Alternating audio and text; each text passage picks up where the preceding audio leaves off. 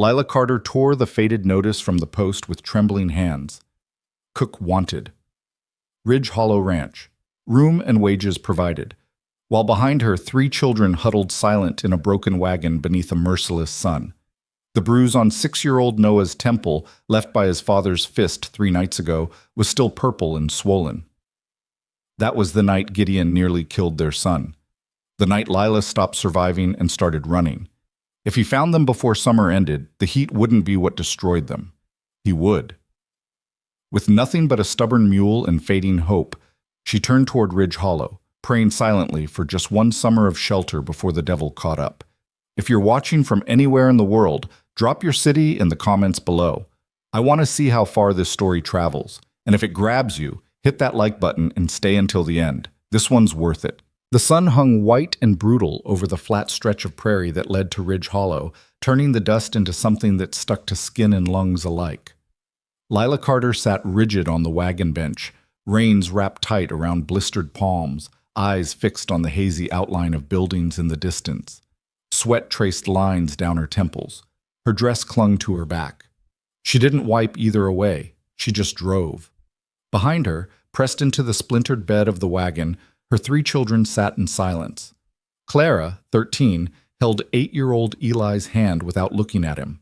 Her jaw was set in that hard, stubborn way she'd learned too young. The way that said she'd stopped expecting comfort and started expecting survival. Eli stared at the horizon with dark, unreadable eyes, his thin shoulders squared like he was bracing for impact. And Noah, the youngest at 6, leaned against Clara's side with his knees drawn up, one small hand pressed to the bruise that spread purple and sickly across his left temple. The bruise Gideon had left 3 nights ago. Lila's throat tightened. She swallowed hard and kept driving. The mule, old and stubborn and half lame, plodded forward with the kind of weary determination that mirrored her own. Everything they owned was tied down in the wagon bed. 2 trunks, a water barrel, a cast iron skillet, quilts that smelled like smoke and fear. It wasn't much, but it was all they had, and if this didn't work, if Ridge Hollow turned them away, she didn't know what came next. The notice was still folded in her apron pocket. She'd torn it from a post outside a fading town 2 days back, hands shaking so hard she'd nearly ripped it in half. Cook wanted for the summer. Ridge Hollow Ranch. Room and wages provided. Inquire with Mason Hale. She'd read it 3 times before she believed it was real.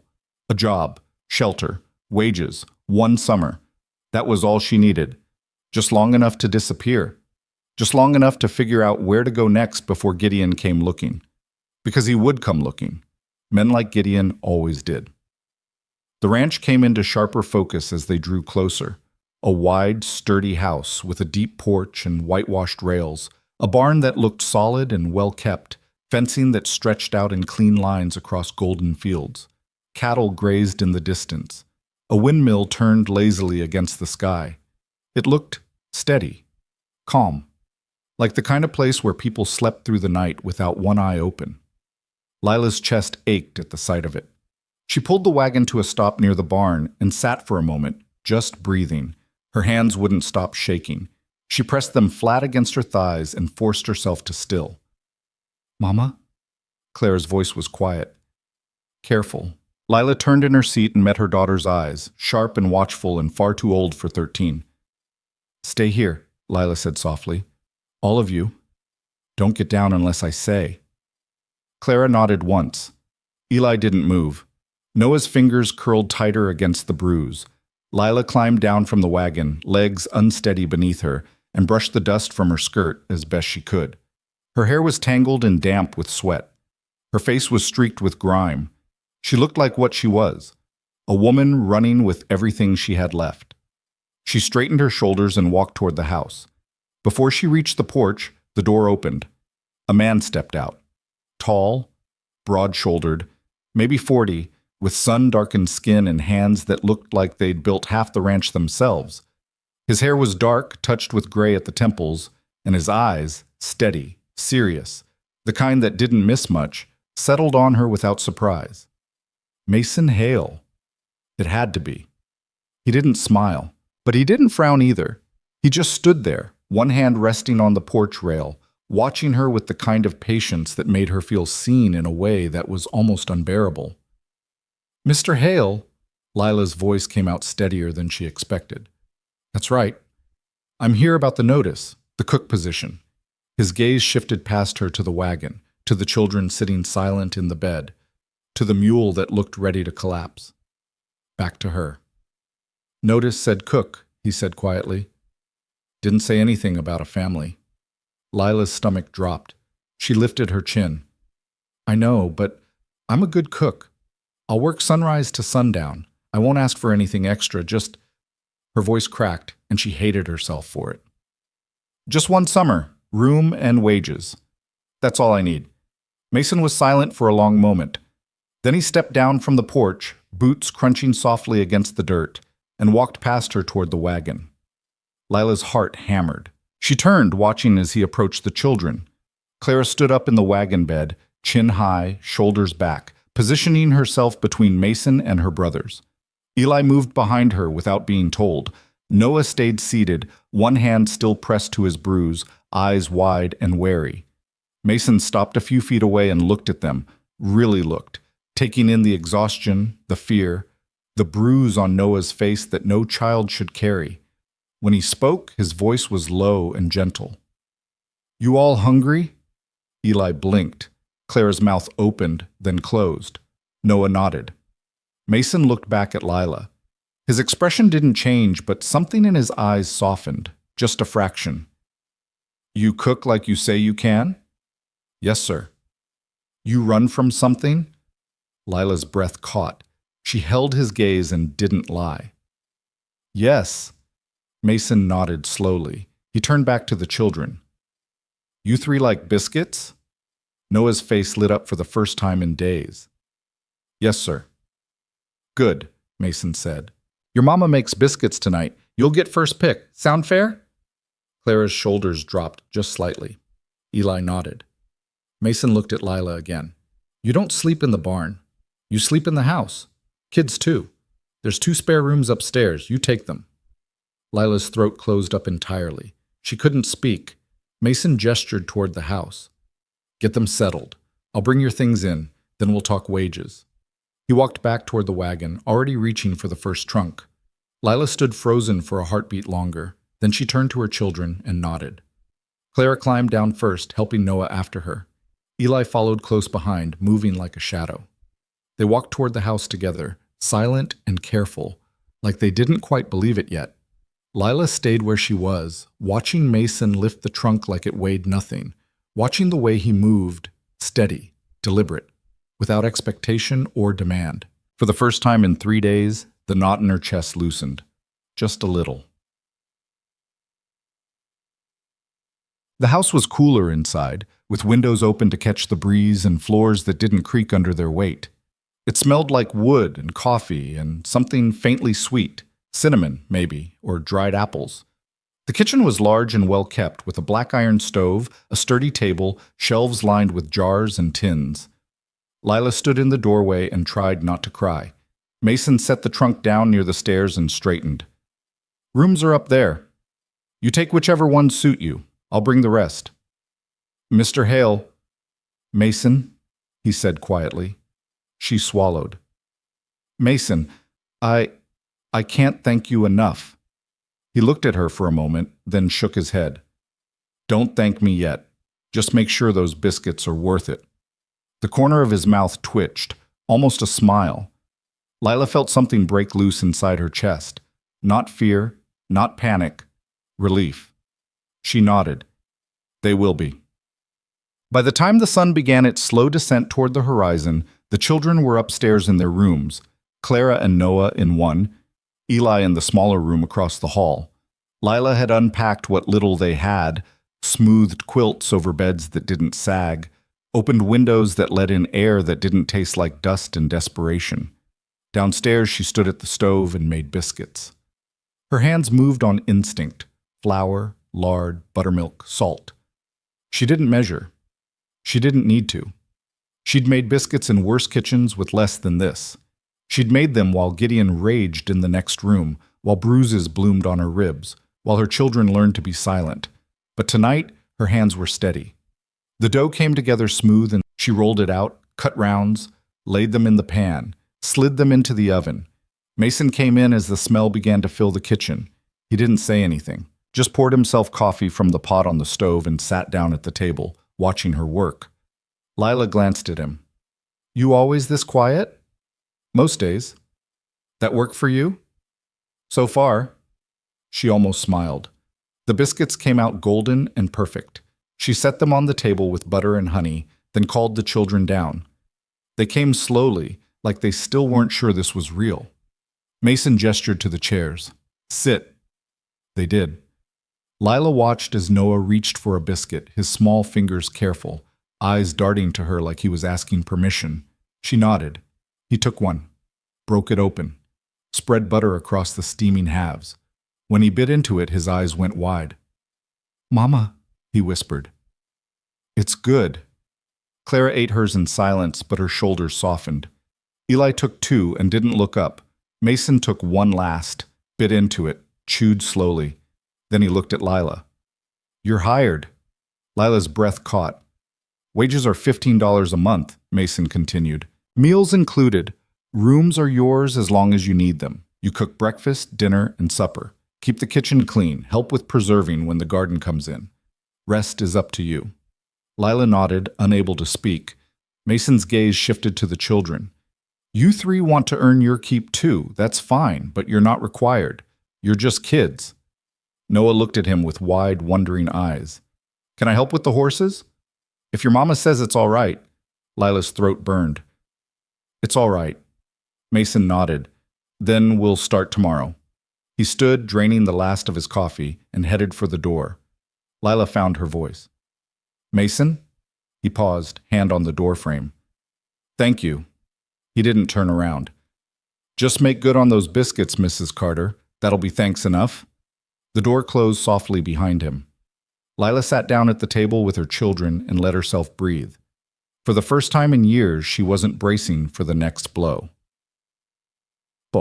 The days that followed fell into a rhythm Lila hadn't known in so long she'd almost forgotten what it felt like.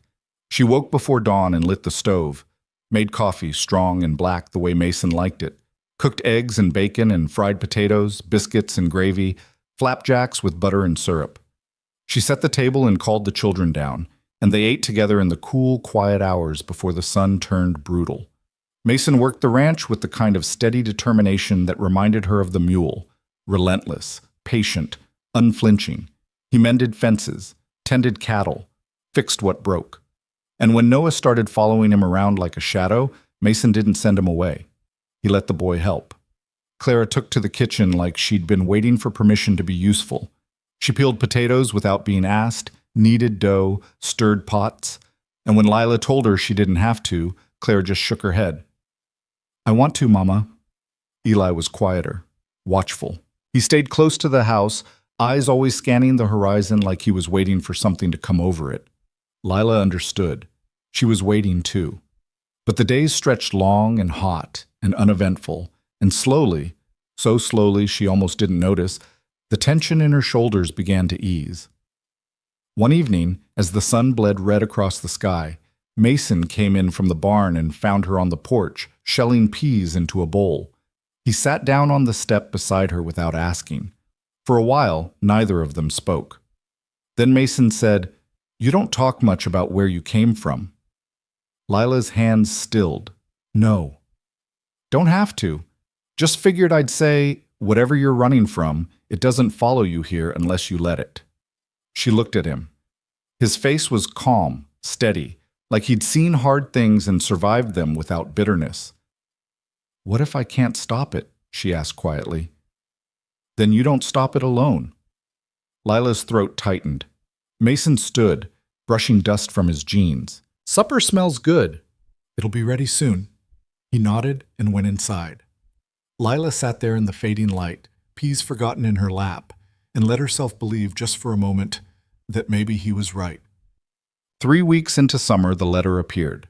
Lila found it in the morning, tucked under a rock on the fence post near the road. No envelope, just a single piece of paper, folded once. Her name was scrawled across the front in handwriting she knew like her own heartbeat. Her hands went numb. She opened it. I know where you are. That was all. No threats. No demands. Just 5 words that made the world tilt sideways. Lila's knees buckled. She caught herself against the fence, vision swimming, breath coming in short, shallow gasps. He knew. Gideon knew. She crumpled the letter in her fist and stumbled back toward the house, heart pounding so hard she thought it might crack her ribs. Mason was in the barn. The children were still inside. She made it to the porch and sat down hard, pressing her forehead to her knees, trying to breathe. The door opened behind her. "Mama?" Claire's voice, soft, worried. Lila lifted her head, forcing her face into something calm. "I'm fine, sweetheart." Clara didn't look convinced. She sat down beside her mother, close enough that their shoulders touched. "He found us, didn't he?" Lila's chest cracked wide open. She turned to her daughter, this brave, fierce girl who'd held her brothers together while Lila fell apart, and saw the fear in her eyes. "Yes," Lila whispered. Clara's jaw tightened. "What do we do?" Lila looked out at the fields, at the ranch that had felt like safety for 3 fragile weeks, at the horizon where dust rose in the distance. "I don't know," she said. But even as she spoke, she knew one thing for certain. She wasn't running anymore. Not this time. This time she would fight. Clara didn't move from her mother's side. The sun climbed higher, turning the porch boards warm beneath them, but neither woman nor girl seemed to notice. The crumpled letter sat between Lila's clenched fingers like a living thing, small, venomous, capable of destroying everything they'd found here. "Does Mason know?" Clara asked finally. Lila shook her head. "Not yet." "Are you going to tell him?" The question hung in the air. Lila stared out at the fields, watching the way the wheat moved in waves under the wind, golden and endless. 3 weeks ago, she would have packed the wagon in the dark and been gone by dawn. 3 weeks ago, running was the only answer she knew, but now there were biscuits cooling in the kitchen. Noah's laughter echoing from the barn. Eli's shoulders starting to relax when Mason spoke to him. Clara's hands steady and sure as she kneaded dough. Now there was something worth protecting. "Yes," Lila said quietly. "I have to." She found Mason an hour later in the barn, replacing a broken hinge on one of the stall doors. He worked with the focused precision of a man who knew his tools, who trusted his hands. Noah sat cross-legged in the hay nearby, watching with the kind of reverence children reserved for heroes. Mason looked up when Lila's shadow fell across the doorway. Something in her face made him set down the hammer immediately. "Noah," he said, voice even, "go help your sister in the kitchen." The boy scrambled to his feet without question and slipped past Lila, giving her a worried glance as he went. Mason waited until his footsteps faded. Then he straightened, wiping his hands on his jeans, eyes never leaving her face. "What happened?" Lila held out the letter. He took it, unfolded it, read the 5 words written there. His expression didn't change, but his jaw tightened almost imperceptibly. "When did you find this?" "This morning, on the fence post by the road." Mason looked at the letter again, then back at her. "The man you're running from. He do that to Noah's face?" Lila's throat closed. She nodded. "He do worse?" She nodded again. Mason folded the letter carefully and handed it back to her. "What's his name?" "Gideon Carter." "Where's he from?" "Last I knew he was working claims outside Silverton, but he moves around, finds work, finds trouble." Her voice cracked. "Finds reasons to hurt people." Mason was quiet for a moment, his gaze distant, calculating. Then he looked at her directly. "You want to leave?" The question hit her like a fist. It's all right if you do," Mason continued, his voice steady, without judgment. "I understand. Man like that comes looking. Sometimes leaving's the only smart choice." Lila's hands shook. She clenched them into fists. 3 weeks ago, I would have been gone already. I would have hitched that mule and driven until the wheels fell off. "And now?" She met his eyes. "Now I don't want to run anymore. Now I want my children to sleep without nightmares. I want Clara to be 13 instead of 30. I want Eli to stop watching the door. I want Noah to know what it feels like when a man doesn't raise his hand." Her voice broke. "I want them to have one summer where they're not afraid." Mason held her gaze for a long, measured moment. Then he nodded. He won't stop. I know. He'll bring men with him. He always does. Men who owe him money, men who owe him favors. I know. Mason, you don't understand. Gideon doesn't just hurt people. He ruins them. He'll burn this place to the ground if he thinks it'll get to me. Mason picked up the hammer, tested its weight in his palm, then set it down again with deliberate care. Mrs. Carter. Lila. His mouth quirked, almost a smile. Lila. I've built this ranch from nothing, survived droughts that killed half the county's cattle, rebuilt the barn after a twister took it down to the foundation. I'm still here. He paused. And I didn't survive all that just to let some bastard with a temper run a good woman and her children off my land. Lila felt something shift in her chest, something that felt dangerously close to hope. Why? She whispered. Why would you risk this for us? Mason looked at her like the answer should be obvious. Because it's the right thing to do. He said it so simply, like decency was just a fact, like standing between a woman and her demons was as natural as mending a fence or planting a field. Lila wanted to argue, wanted to tell him he didn't owe them this, wanted to protect him from what was coming. But the words wouldn't come. We'll need a plan, Mason said, already thinking ahead. He won't come alone and he won't come quiet. Men like that, they want an audience. They want people to see what happens when you cross them. What do we do? Mason looked out toward the road, his eyes narrowing against the glare. First, we make sure the children are safe. If it comes to a fight, they're not anywhere near it. They won't leave me. Then we don't give them a choice. He turned back to her. You know anyone in town? Anyone who'd take them for a few days if things get bad? Lila thought of the shopkeeper who'd sold her flour without asking questions. The woman at the boarding house who'd smiled at Clara. Maybe. There's a widow, runs a boarding house near the church. She seemed kind. Good. We'll talk to her. Make arrangements. Mason crossed his arms, his expression settling into something hard and resolved. Second, we need to know when he's coming. He left that letter to scare you, make you run, or make you sloppy. That means he's watching, probably has been for days. A chill ran down Lila's spine despite the heat. You think he's out there now? I think he wants you to think he is. Could be he's miles away. Could be he's just over that ridge. Mason's jaw tightened. Either way, we don't give him what he wants. What does he want? You, scared and alone. Mason's eyes were steady. So you stay right here, and you're not alone. Lila's breath shuddered out of her. She nodded. Mason picked up the hammer again, turning it over in his hands. Third, we get help. There's a sheriff in town, Daniels. He's a decent man, straight. I'll write in tomorrow. Let him know what's happening. Gideon has papers, Lila said quickly. Some kind of warrant. Claims I kidnapped the children. It's a lie, but it gives him legal cover. Mason's expression darkened. That's smart. Means he's not just coming with fists. He's coming with law on his side, or what looks like law. Then what good is the sheriff? Real law beats fake law. We just have to prove which is which. Mason set the hammer down with a solid thunk. You have anything? Anything that shows those kids are yours? That you left because you had to? Lila's mind raced. I have a letter from Gideon's brother Jacob. He tried to help me once, told me to leave before Gideon killed me. He wrote it down, said if I ever needed proof. Where's the letter? In my trunk. Upstairs. Get it. I'll take it to Daniels tomorrow. Mason's voice softened just slightly. Anything else? Anyone else who saw what he did? Lila thought of the women in Silverton who'd looked away when she walked past with bruises, the neighbors who'd heard her children crying and closed their windows, the doctor who'd set Noah's arm 2 years ago and written "fell from a horse" in his ledger, without asking a single question. No, she said quietly.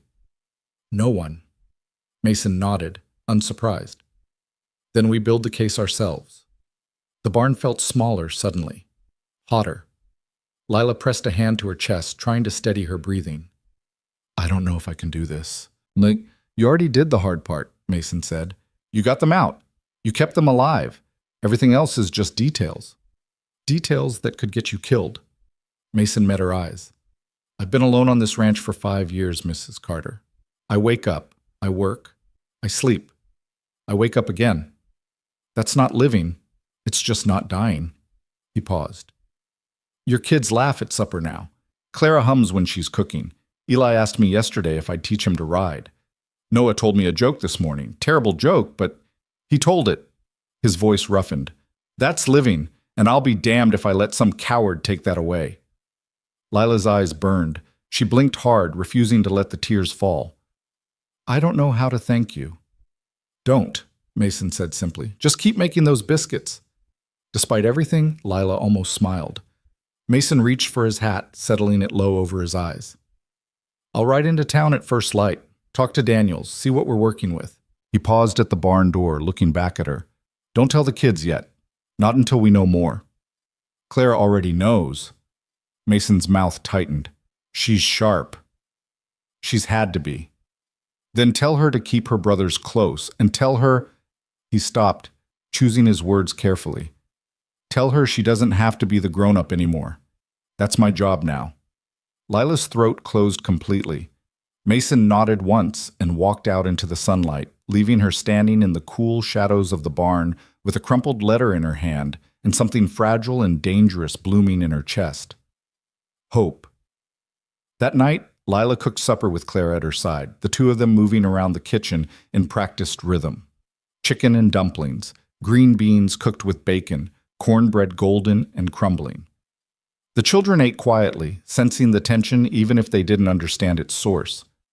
Mason sat at the head of the table, his presence steady and solid.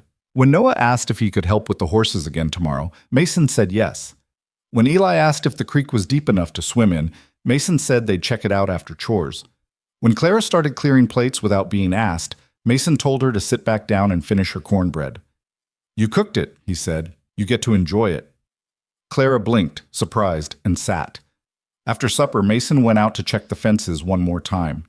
Lila watched him from the kitchen window, his silhouette dark against the fading light, and felt the weight of what they were facing settle over her like a blanket. Clara came to stand beside her. He's going to help us, isn't he? Yes. Even though it's dangerous? Yes. Clara was quiet for a moment. I like him, Mama.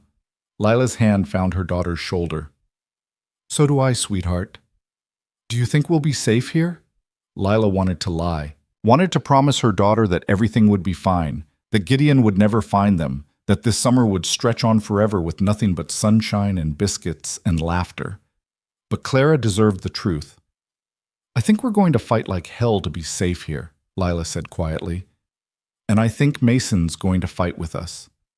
Clara nodded, her young face solemn. Good. I'm tired of running.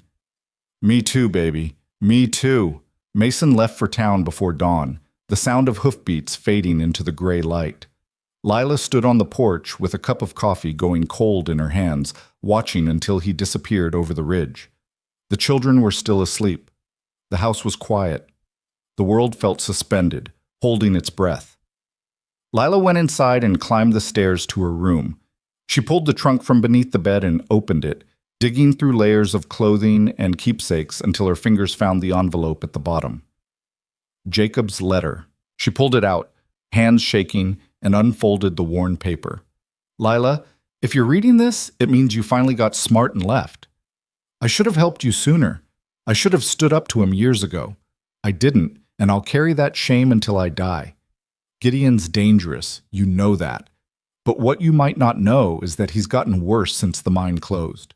He's drinking more, owing money to men who don't forgive debt. He's desperate, and desperate men do terrible things. You need to disappear. Take the kids and go somewhere he won't think to look. Don't tell anyone where you're going, not even me. Just go. If he comes after you, if he tries to use the law or his fists or anything else to drag you back, you show someone this letter. You tell them what he did to Noah, what he did to you.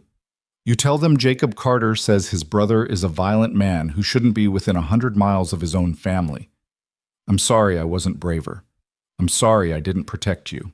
But you protect those kids now. You run, and you don't look back. Jacob Lila read it twice, then folded it carefully and slipped it into her apron pocket. It wasn't much, but it was something. She went back downstairs and started breakfast.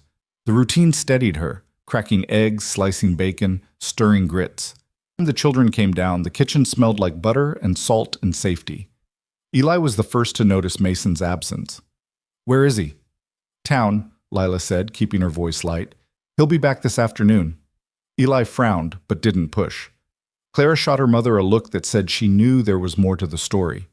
Lila gave her a small shake of her head. "Not now." They ate in relative silence. Afterward, Lila sent the boys out to feed the chickens and told Clara to help her with the laundry. They worked side by side at the wash basin, scrubbing shirts and sheets, wringing them out, hanging them on the line to dry in the relentless sun. "Mama," Clara said quietly, glancing toward the yard to make sure her brothers were out of earshot. "What's going to happen when he comes?" Lila's hands stilled in the soapy water. "I don't know, sweetheart." "Are we going to fight him?" "If we have to." Clara bit her lip. "I'm scared." Lila set down the shirt she was washing and turned to face her daughter fully. She cupped Clara's face in her damp hands, looking into eyes that had seen too much, endured too much. "I'm scared too," Lila said, "but I'm more scared of what happens if we keep running. I'm scared of you growing up thinking this is all you deserve. I'm scared of Eli learning that men settle things with fists. I'm scared of Noah forgetting what it feels like to be safe." Clara's eyes filled with tears. "What if Mason gets hurt because of us?" "Then we make sure he doesn't fight alone." "How?" Lila thought of Jacob's letter, of Sheriff Daniels, of the fragile network of people who might, just might, stand between them and Gideon's rage. "We find people who believe us," Lila said. "We tell the truth. And we don't back down." Clara nodded, swallowing hard. "Okay. Okay." They went back to the laundry, hands moving in rhythm, the clean smell of soap rising around them like a prayer. Mason returned just after noon, his horse lathered and tired. Lila met him at the barn, heart pounding. "Well?" Mason dismounted, leading the horse into the shade. "Daniels is a good man, straight as they come. He'll help." Relief flooded through her. "What did he say?" "He said the warrant Gideon's carrying is from a county jurisdiction that doesn't have any authority here. It's real enough to fool someone who doesn't look close, but it won't hold up under scrutiny." Mason pulled the saddle off his horse, his movements efficient. "Daniels is going to file a counterclaim, protective order, allegations of abuse, the works. Jacob's letter helps. A lot." "So we have law on our side?" "We have law. Whether it's enough..." Mason's jaw tightened. "Gideon's not going to care about paperwork. He's going to come anyway. The difference is now we have legal standing to defend ourselves." Lila's stomach twisted. "When do you think he'll come?" "Soon. That letter was a warning shot. He's giving you time to panic, to make a mistake." Mason looked at her directly. "Don't give him one." "I won't." "Good." He led the horse to the water trough. "Daniels is sending a deputy out here tomorrow, just to check on things, make sure we're all right. After that, he'll have someone ride past every few days. It's not much, but it's something." "It's more than I've ever had," Lila said quietly. Mason glanced at her, something unreadable in his expression. "You've got more than you think, Lila." The way he said her name, steady, certain, like it mattered, made her chest ache. "Thank you," she whispered. Mason nodded and turned his attention back to the horse, signaling the conversation was over. Lila walked back to the house, her mind churning. They had law, they had help, they had a plan. But Gideon had rage and desperation and 1,000 reasons to destroy everything she'd built here. The question wasn't if he would come, it was when. 2 days later, the first stranger appeared. Lila saw him from the kitchen window, a man on horseback, moving slow along the ridge, just visible against the sky. He didn't come closer, didn't approach the house, just sat there, watching. Mason saw him too. "Stay inside," he said, his voice calm but firm. "Keep the children away from the windows." He walked out to the porch, rifle in hand, and stood there in plain view. The stranger watched for another minute, then turned his horse and rode away. Mason didn't come back inside for an hour. When he did, his face was grim. "He's testing us, seeing how we react." "Do you think it was Gideon?" "No, Gideon doesn't scout. He sends people to do it for him." Mason set the rifle by the door. But it means he's close. That night, Lila couldn't sleep. She lay in bed staring at the ceiling, listening to the sounds of the house, the creak of boards, the whisper of wind through the eaves, the distant call of an owl. She thought of Gideon's hands around Noah's throat, the crack of his fist against her ribs, the cold, flat look in his eyes when he hurt people. She thought of Mason standing on the porch with a rifle, putting himself between her family and danger without hesitation. She thought of her children sleeping soundly for the first time in years. And she made a decision. If Gideon came for them, he wouldn't find her cowering. He'd find her ready. The next morning, she asked Mason to teach her how to shoot. He didn't ask why. He just nodded and took her out to the field behind the barn, where he set up a row of tin cans on fence posts. Ever fired a gun before? Once. A long time ago.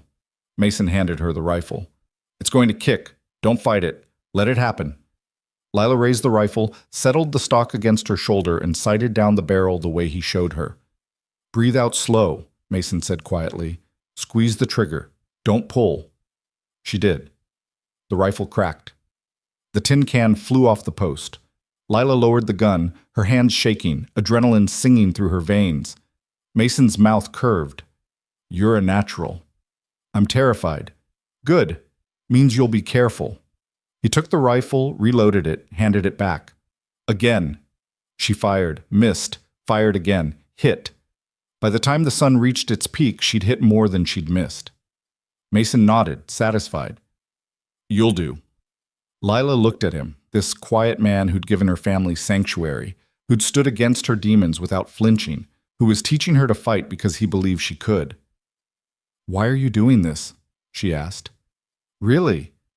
Mason was quiet for a long moment, his gaze distant. 5 years ago, I lost my wife, he said finally. Fever took her in 3 days.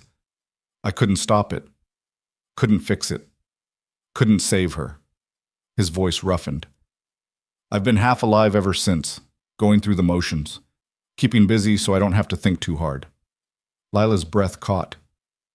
Then you showed up, Mason continued. You and those kids. Running from something I couldn't see but could feel in every careful step you took. And I thought, he stopped, started again. I thought maybe this is why I'm still here. Maybe this is the thing I can fix. Mason, I'm not asking you to love me, Lila. I'm not asking for anything. He met her eyes. I'm just telling you that you're not alone anymore. And whatever comes, we face it together. Lila felt something crack open inside her chest, something that had been locked tight for so long she'd forgotten it was there. Okay, she whispered. Mason nodded and turned to gather the tin cans, leaving her standing in the field with a rifle in her hands and tears streaming down her face. That evening, as the sun bled red across the horizon, another stranger appeared. This time, there were 2 of them. They didn't ride the ridge. They rode straight up to the house. Mason met them on the porch, rifle ready. Lila stood in the doorway, heart hammering, the children hidden upstairs. The men stopped their horses 20 feet away. One of them, lean, hard-faced, with a scar running from his temple to his jaw, grinned. You Mason Hale. I am. Got a message for you. The man pulled a piece of paper from his jacket and tossed it. It landed in the dust at Mason's feet.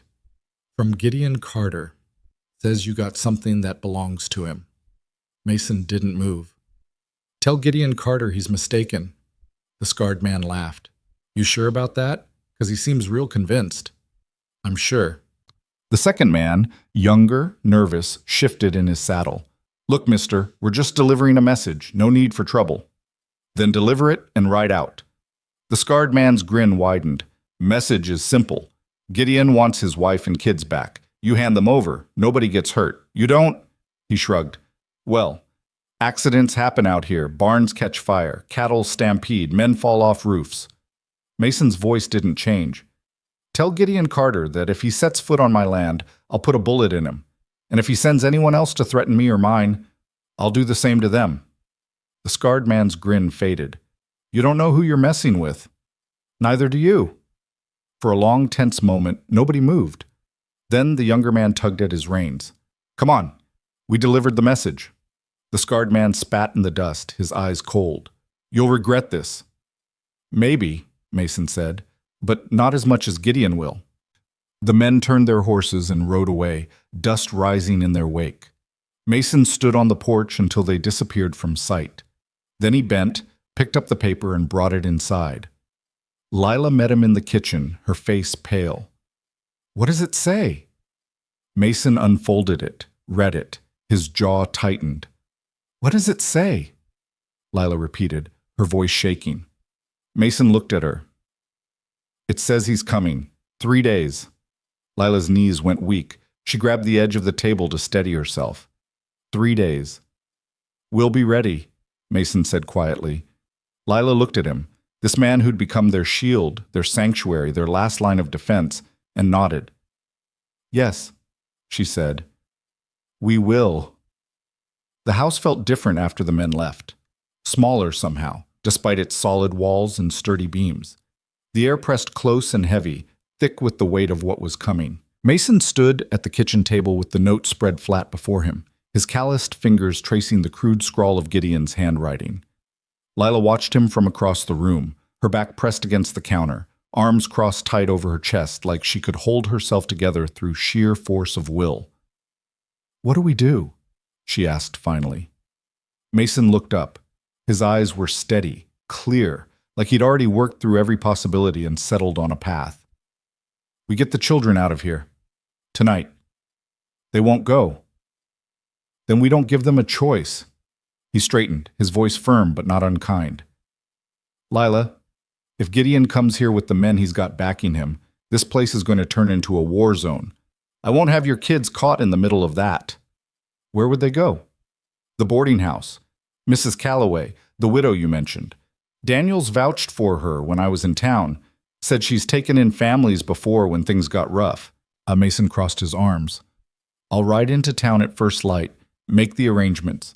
You pack what they need. Lila's throat tightened. Clara won't leave me. Then you convince her. Because the alternative is her watching her mother get hurt, or worse. Mason's expression softened just slightly. She's carried enough for a lifetime.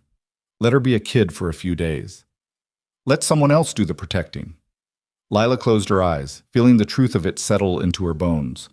Clara had been her rock, her second set of hands, her partner in survival. But that burden had cost her daughter something precious, the right to simply be young. All right, Lila whispered. I'll talk to her. She found Clara upstairs in the room she shared with Noah, sitting on the edge of the bed with her hands folded in her lap.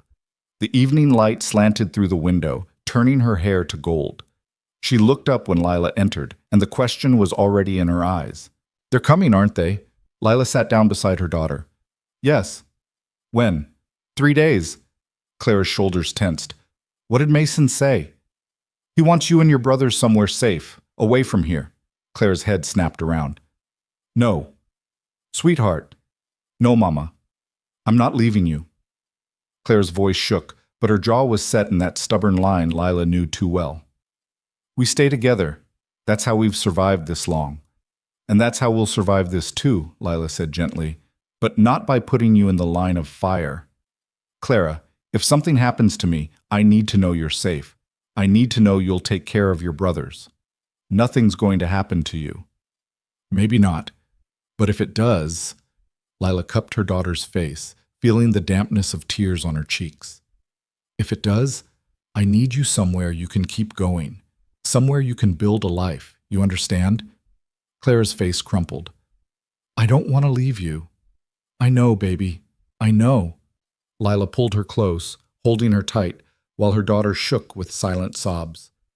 But this is what I need from you. This is how you help me fight.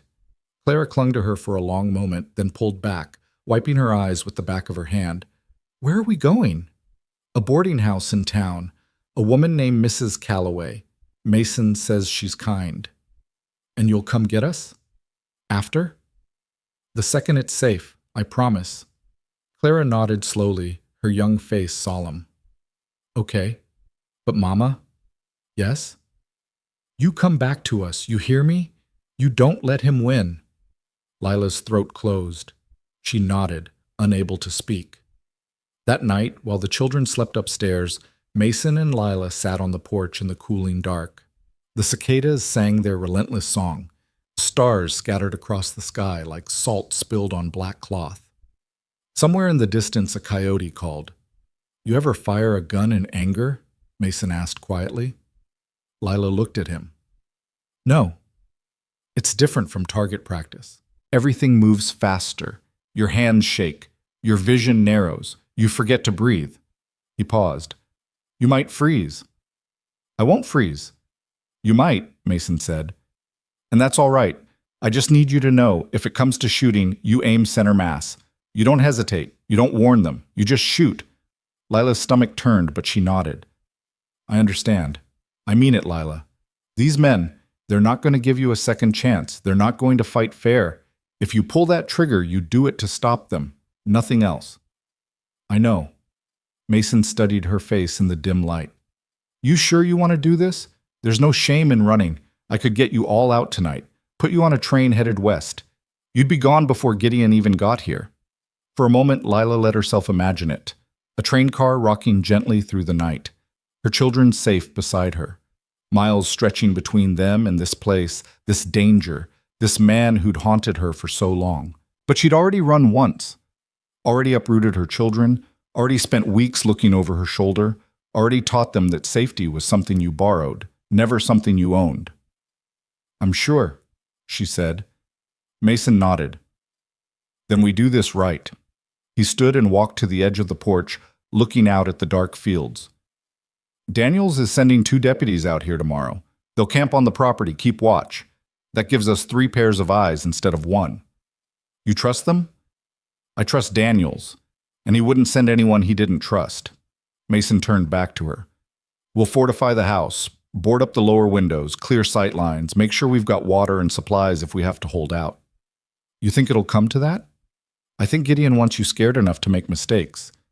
But when you don't run, when you don't hand yourself over, yeah, I think he'll come with everything he's got." Lila's hands tightened on the porch rail. "What if we can't hold them?" "We will." "But if we can't—" Mason crossed to her, his boots heavy on the wood. He stopped close enough that she could feel the warmth coming off him, smell the leather and dust and honest sweat. "Then we make sure they pay for every inch of ground. We make sure they remember this place. And we make damn sure they don't get to you." The certainty in his voice steadied her.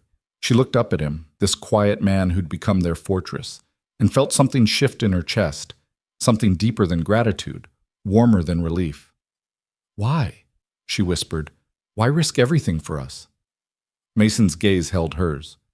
"Because I've spent 5 years wishing I could have saved someone I loved. And maybe I can't go back and fix that. But I can stand here now and make sure history doesn't repeat itself." Lila's breath caught. "Mason, you don't have to say anything." His voice was rough. "I just need you to know, whatever happens in 3 days, you're not alone in this. You never were." She wanted to tell him what that meant, wanted to find words big enough to hold the gratitude, the fear, the fragile hope blooming in her chest despite everything, but the words wouldn't come. So instead she reached out and took his hand.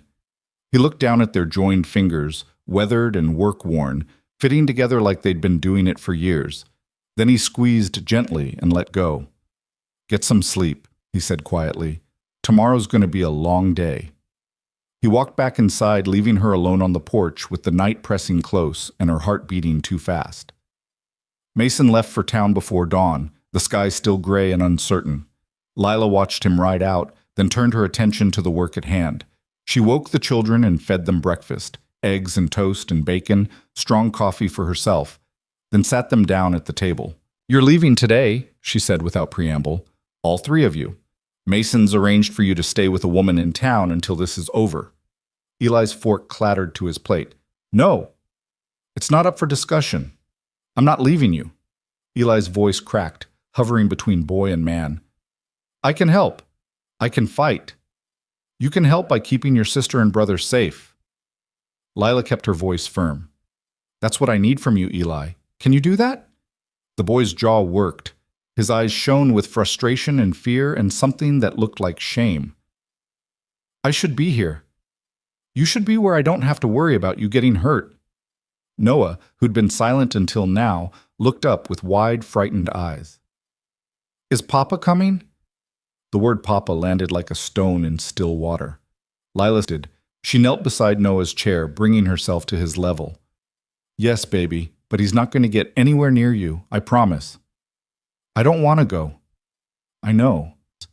She smoothed his hair back from his forehead, her thumb tracing the faded bruise at his temple. "But sometimes the bravest thing we can do is let someone else fight for us. You understand?" Noah's lower lip trembled. He nodded. Clara, who'd been staring at her plate, finally spoke.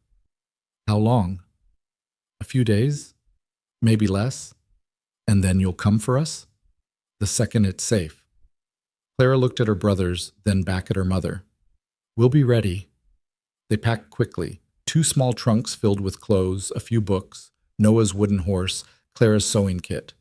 Lila worked with practiced efficiency, folding and tucking, her hands steady even as her heart hammered. Mason returned mid-morning with 2 deputies in tow. One was older, gray-bearded, with eyes that had seen their share of trouble. The other was younger, but carried himself with the kind of quiet competence that spoke of military service. "Mrs. Carter," the older deputy said, touching his hat. "Name's Walker. This here's Deputy Brooks. Sheriff Daniels sent us to keep an eye on things." Lila nodded. "Thank you." Walker's gaze moved to the children standing on the porch, their small trunks at their feet. His expression softened.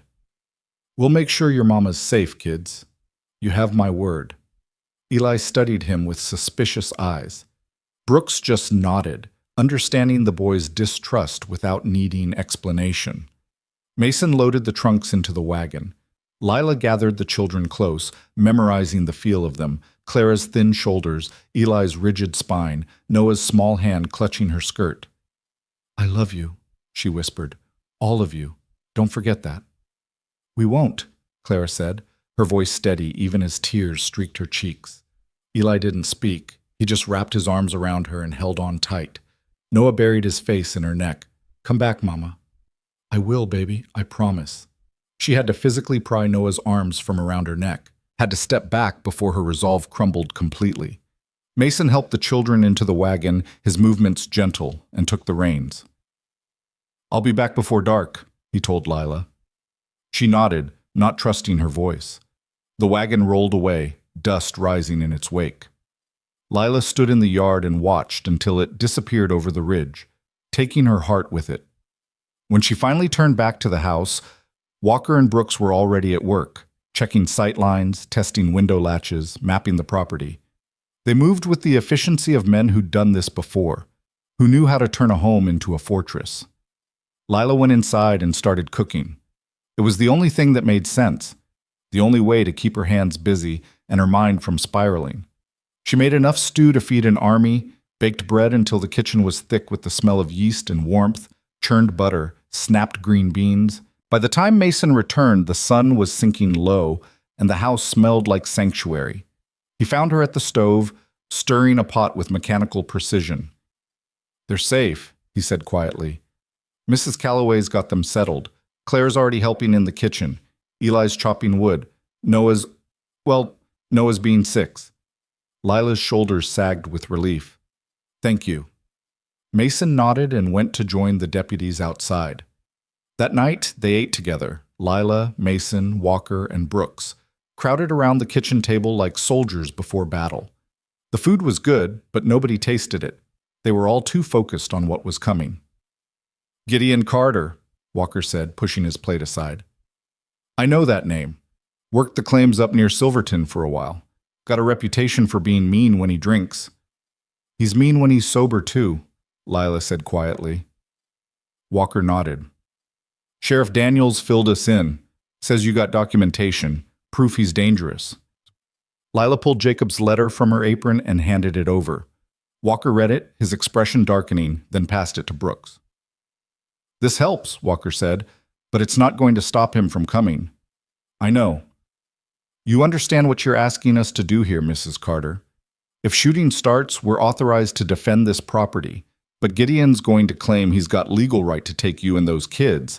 That warrant he's carrying, fake or not, gives him cover. Then we prove it's fake. In a court of law, sure. But out here?" Walker shook his head. Out here, it comes down to who's standing when the dust settles. Mason's jaw tightened. Then we make sure it's us.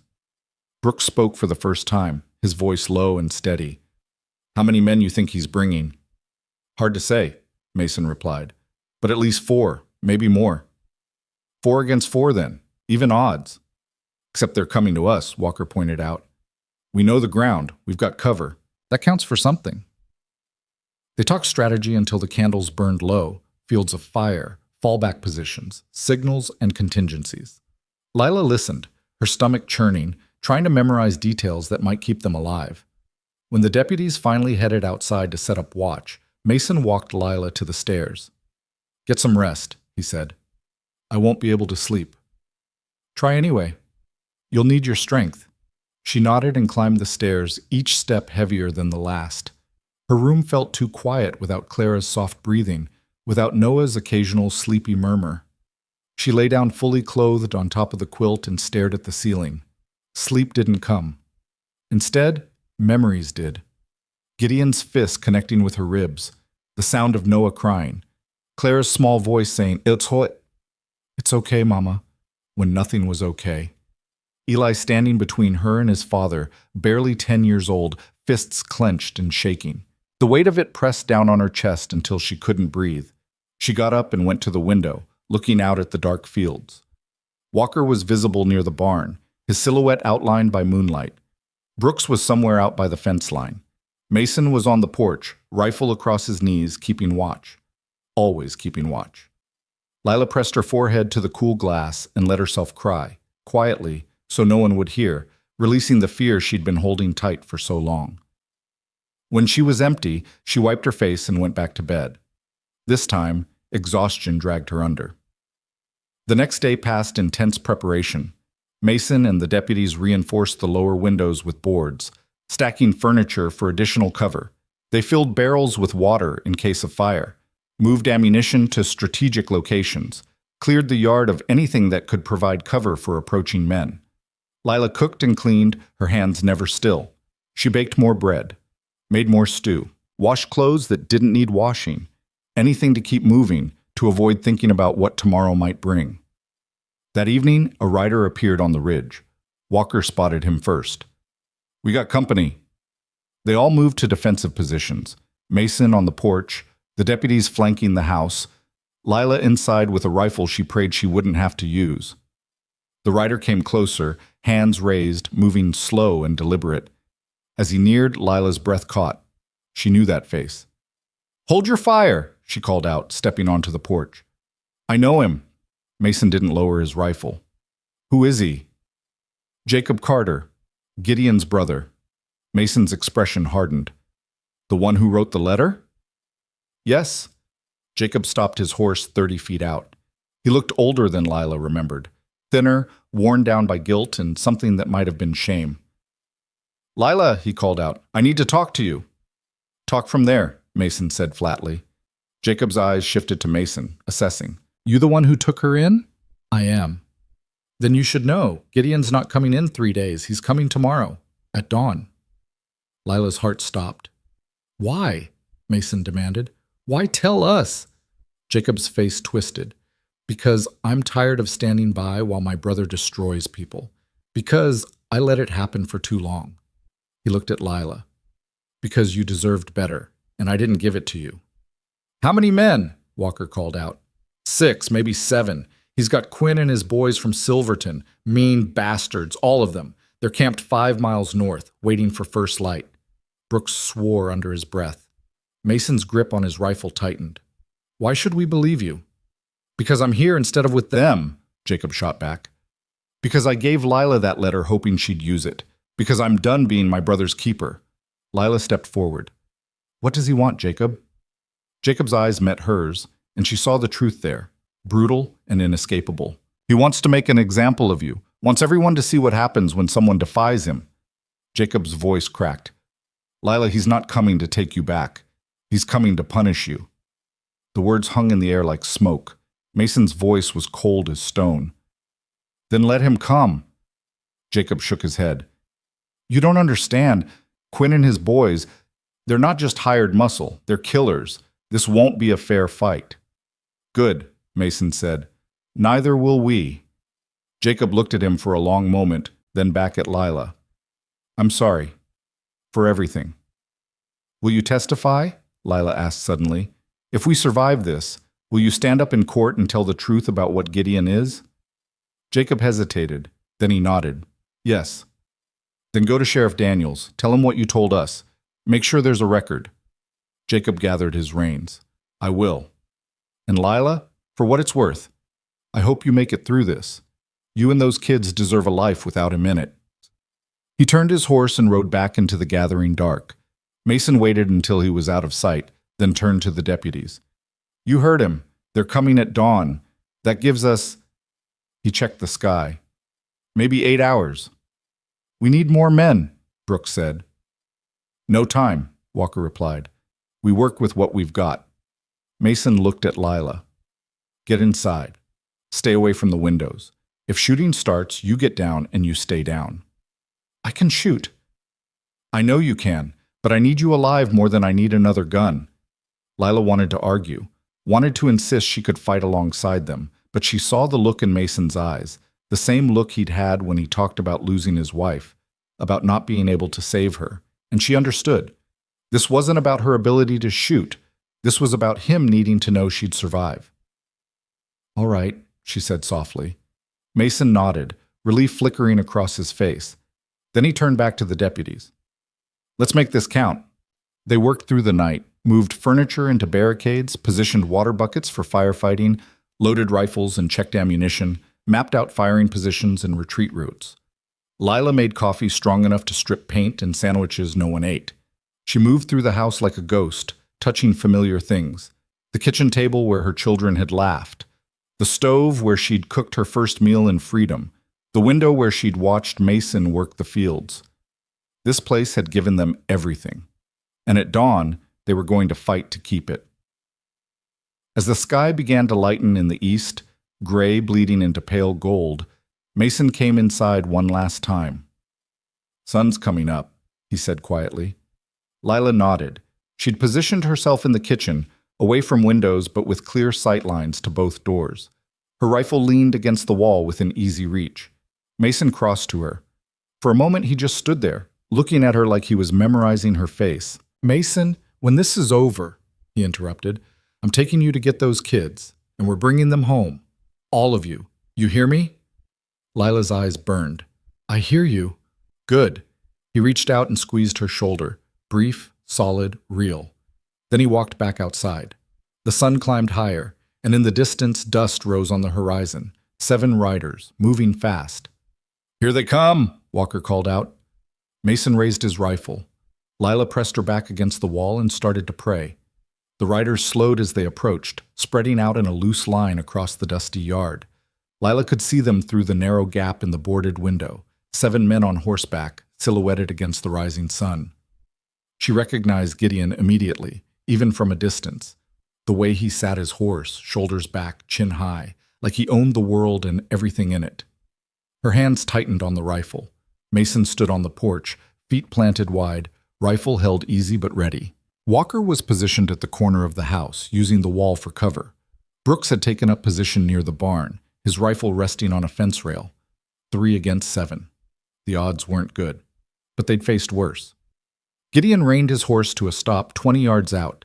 He was bigger than Lila remembered, or maybe she'd just gotten smaller in her mind over the years, shrinking him down to something manageable. But there was nothing manageable about the man sitting that horse. He was broad-shouldered and thick-armed, with a face that might have been handsome once before rage and liquor carved it into something cruel. Lila! His voice boomed across the yard, familiar and terrible. I know you're in there. Mason didn't move, didn't speak. Gideon's eyes shifted to him, assessing. You must be Hale, the fool who thought he could hide another man's wife. She's not your wife anymore, Mason said, his voice carrying clear and steady. She left. That makes her a free woman. Gideon laughed, a harsh, ugly sound. That's not how marriage works, friend. What's mine stays mine until I say different. Law says different. Law says I got a warrant for her arrest, says she kidnapped my children, says I got every right to take her back. Gideon pulled a folded paper from his coat and waved it in the air. You want to argue with the law? That warrant's not worth the paper it's printed on, Walker called out. It's from a county that's got no jurisdiction here. You know it, and I know it. Gideon's smile didn't waver. Maybe so, but it looks official enough. And when folks hear about a woman who stole a man's kids and ran off, well, they tend to side with the husband. Not when the husband's a woman beater, Brooks said flatly. The smile finally slipped. Gideon's jaw tightened. You don't know what you're talking about. I know what I see, Mason said. Saw the bruises on that little boy's face. Saw the way those kids flinched every time someone moved too fast. That tells me everything I need to know about what kind of man you are. Gideon's face darkened. The men flanking him shifted in their saddles, hands drifting toward their guns. Last chance, Hale, Gideon said, his voice dropping low and dangerous. Send her out. Send the kids out. And we ride away peaceful. Can't do that? Can't or won't? Both. Gideon stared at him for a long moment. Then he shrugged. Your funeral. He raised his hand. Wait! The shout came from behind the line of riders. A horse burst through, the rider pulling up hard beside Gideon. It was Jacob, his face pale and determined. Gideon, don't do this. Gideon's head whipped around. What the hell are you doing here? Stopping you from making the worst mistake of your life. This doesn't concern you, little brother. Like hell it doesn't. Jacob's voice shook, but he didn't back down. I've stood by and watched you hurt people for years. Watched you beat Lila. Watched you terrorize those kids. I told myself it wasn't my business, that you'd get better, that... His voice cracked. But you didn't get better, you got worse. And I'm done pretending I don't see it. One of the hired men, the scarred one who'd delivered Gideon's message days ago, spat in the dust. This is touching and all, but we didn't ride out here for a family reunion. Shut up, Quinn, Jacob snapped. Then to Gideon, there are witnesses now, people who know what you did. Sheriff Daniels has my testimony. He's got documentation. You do this, you ride in here and start shooting, and you're not just a husband reclaiming his family. You're a criminal. I'm already a criminal according to them, Gideon said, gesturing toward Mason. So what's a little more blood? Everything, Jacob said desperately. It's everything. Because right now you might still walk away from this. You might still have a chance at some kind of life. But you cross this line, you hurt these people, there's no coming back. For a moment, something flickered in Gideon's eyes. Something that might have been doubt. Then it was gone. Get out of my way, Jacob. No. Gideon's hand moved to his gun. I said move. Jacob's horse sidestepped nervously, but Jacob held his ground. If you want to get to them, you go through me. The yard went silent. Even the wind seemed to hold its breath. Then Gideon smiled, cold and empty. All right. He drew his gun and shot his brother. The crack of the gunshot shattered the morning. Jacob jerked backward in his saddle, a red bloom spreading across his chest. His horse reared. He slid sideways, hitting the ground with a sickening thud. No! Lila's scream tore from her throat before she could stop it. Everything exploded. Quinn and his men drew their weapons. Mason's rifle barked. One of the riders toppled from his horse, clutching his shoulder. Walker fired. Brooks fired. The air filled with the deafening roar of gunfire and the acrid smell of powder smoke. Gideon spurred his horse forward, charging straight toward the house. Mason fired again, but Gideon ducked low over his horse's neck. The bullet whistled past his head. He reached the porch and launched himself from the saddle, hitting Mason with the full force of his weight.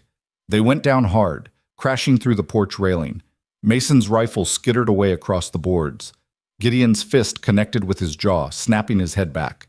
Mason drove his elbow into Gideon's ribs, heard the satisfying crack of bone. Gideon roared and slammed Mason's head against the porch. Stars exploded across Mason's vision. He bucked, throwing Gideon off, and scrambled to his feet. They circled each other like wolves, both breathing hard, both bleeding. You should have given her back, Gideon panted. Should have minded your own business. She's not property, Mason spat blood. And she's not yours. Gideon charged. Inside the house, Lila pressed herself against the wall, heart hammering so hard she thought her ribs might crack. Gunfire rattled outside, short, sharp bursts punctuated by shouts and the scream of horses. Through the gap in the boards, she could see Walker and Brooks trading shots with Quinn's men, using the barn and fence for cover. One of the hired men broke from the group and ran toward the house. Lila raised her rifle, hands shaking so badly she could barely sight down the barrel. The man kicked in the door. Time slowed. Lila saw his face, young, maybe 25, with wild eyes and a gun in his hand. Saw him raise the gun toward her, saw his finger tighten on the trigger. She fired. The rifle kicked against her shoulder. The man stumbled backward, shock registering on his face. He looked down at the spreading red on his chest, then up at her. "You shot me," he said, sounding almost surprised. Then he collapsed. Lila stood frozen, the rifle still raised, staring at what she'd done. Her ears rang. Her hands wouldn't stop shaking. She'd killed a man. She'd actually... Another figure filled the doorway. Lila spun, finger on the trigger, ready to fire again. "Don't shoot!" Brooks threw his hands up. "It's me!" Lila lowered the rifle, her legs suddenly weak. Brooks stepped over the dead man and moved to the window, peering out through the boards. "You all right?" he asked, not looking at her. Her voice came out strangled. "I shot him." "You did what you had to do." Brooks fired through the gap, his rifle cracking. "Now reload. We're not done yet." Lila's hands moved on instinct, muscle memory taking over where her mind had gone blank. She reloaded, raised the rifle, waited. Outside, the gunfight raged on. Walker had taken down another of Quinn's men, but he'd taken a bullet to the leg and was bleeding badly. He'd dragged himself behind a water trough and was still firing, his face pale and set. Quinn himself had dismounted and was using his dead horse for cover, his rifle spitting fire and lead with ruthless precision. One of his shots shattered the barn window inches from Brooks's head, and on the porch, Mason and Gideon were still fighting. They crashed through the front door into the kitchen, a tangle of fists and rage. Gideon grabbed a cast-iron skillet from the stove and swung it at Mason's head. Mason ducked, felt the wind of its passing, and drove his fist into Gideon's kidney. Gideon grunted and swung the skillet again. This time it connected, catching Mason across the temple. He went down hard, vision swimming, blood running hot down the side of his face. Gideon stood over him, breathing hard, the skillet raised for another blow. "You should have stayed out of this," he panted. "Should have let me have what's mine." Mason's hand found the leg of the overturned table. He swung it up and around, catching Gideon across the knees. Gideon's legs buckled. He fell, and Mason was on him, driving his fist into Gideon's face again and again and again. Gideon's nose broke with a wet crack, blood sprayed, but he was bigger, stronger, meaner. He got his hands around Mason's throat and squeezed. Mason couldn't breathe. The world started to gray at the edges. He clawed at Gideon's hands, his lungs screaming. Then Lila was there. She pressed the barrel of her rifle against Gideon's temple. "Let him go," she said, her voice steady as stone. Gideon's eyes rolled sideways, meeting hers. "You won't shoot me." "I just killed one of your men. You want to test me?" For a heartbeat, Gideon didn't move. Then, slowly, he released Mason's throat. Mason rolled away, gasping, clutching his neck. Lila kept the rifle trained on Gideon. "Get up! Slow!" Gideon rose to his feet, hands raised, that cold smile still playing at his lips. "There she is. There's the woman I married. Finally found your spine, did you?" "Shut up." "You think this is over? You think you've won?" Gideon laughed. "Even if you kill me, even if you walk away from this, you'll never be free, because you'll always be looking over your shoulder, always waiting for the next man who thinks he can own you." "Maybe," Lila said, "but it won't be you." Gideon's smile widened. "You sure about that?" His hand flashed to a knife at his belt. Lila fired. The bullet caught him high in the shoulder, spinning him around. He hit the wall and slid down, leaving a red smear on the whitewash. The knife clattered to the floor. He pressed his hand to the wound, blood welling between his fingers, and laughed, a harsh, broken sound. "You did it," he wheezed. "You actually did it." Lila lowered the rifle. Her hands were shaking again, but her voice stayed steady. "It's over, Gideon." "No." He struggled to his feet, using the wall for support. "It's not over until I say it's—" The gunshot came from the doorway. Gideon jerked, his eyes going wide. He looked down at the new hole in his chest, then up at the figure standing in the doorway. Sheriff Daniels lowered his rifle. Now it's over. Behind him, 3 more deputies poured into the yard, weapons drawn. The remaining hired men, Quinn and 2 others, threw down their guns and raised their hands. It was over. The silence that followed was deafening. Lila stood in the ruined kitchen, surrounded by broken furniture and blood and the acrid smell of gunpowder, and felt her knees give out. She sat down hard on the floor, the rifle falling from her hands. Mason crawled to her side, his face bruised and bleeding, and pulled her against his chest. She buried her face in his shirt and shook. "You're all right," he murmured, his voice rough. "You're all right." Outside, Daniels was shouting orders. His deputies rounded up the surviving hired men, binding their hands. One of them knelt beside Jacob, checking for a pulse. "He's alive!" the deputy called out. "Barely, but he's breathing." Lila's head snapped up. "Jacob, we'll get him to a doctor," Daniels said, stepping into the kitchen. His eyes swept the scene, the dead man by the door, Gideon slumped against the wall, the 2 people clinging to each other on the floor. "Christ, what a mess!" "They came for her," Mason said hoarsely. "We defended ourselves." "I know. Jacob told me everything before he rode out here." Daniels crouched beside Gideon, checking for a pulse. His expression tightened. "He's gone." Lila felt nothing. No relief, no grief. Just a vast, hollow emptiness where fear had lived for so long. Daniels stood. "Mrs. Carter, I'm going to need your statement, and we'll need to sort through what happened here. But I want you to know you did nothing wrong. You defended your home, your life. There's not a judge in the territory who'll say different." Lila nodded, unable to speak. Daniels turned to Mason. "You need a doctor?" "I'll live." "Good, because Walker's in bad shape. We need to get him to town." Daniels paused. "And those kids of yours, Mrs. Carter, they're safe. Mrs. Calloway's got them. They don't know what happened here yet." "Thank you," Lila whispered. Daniels nodded and headed back outside, already shouting instructions. The deputies worked quickly, loading the wounded onto wagons, binding the prisoners, covering the dead. Within an hour, the yard was emptied of everyone except Mason, Lila, and a single deputy left to stand guard. They sat together on the porch steps, the same steps where Lila had shelled peas, where Mason had promised she wasn't alone, where her children had laughed in the evening light. The sun climbed higher, turning the blood in the dust to rust. "I killed him," Lila said quietly. "No," Mason said. "Daniels did. But I shot him first." "You defended yourself. There's a difference." Lila looked at her hands. They'd stopped shaking, but they felt foreign somehow, like they belonged to someone else. "I thought I'd feel different, relieved maybe, or vindicated, but I just feel—" She trailed off. "Empty?"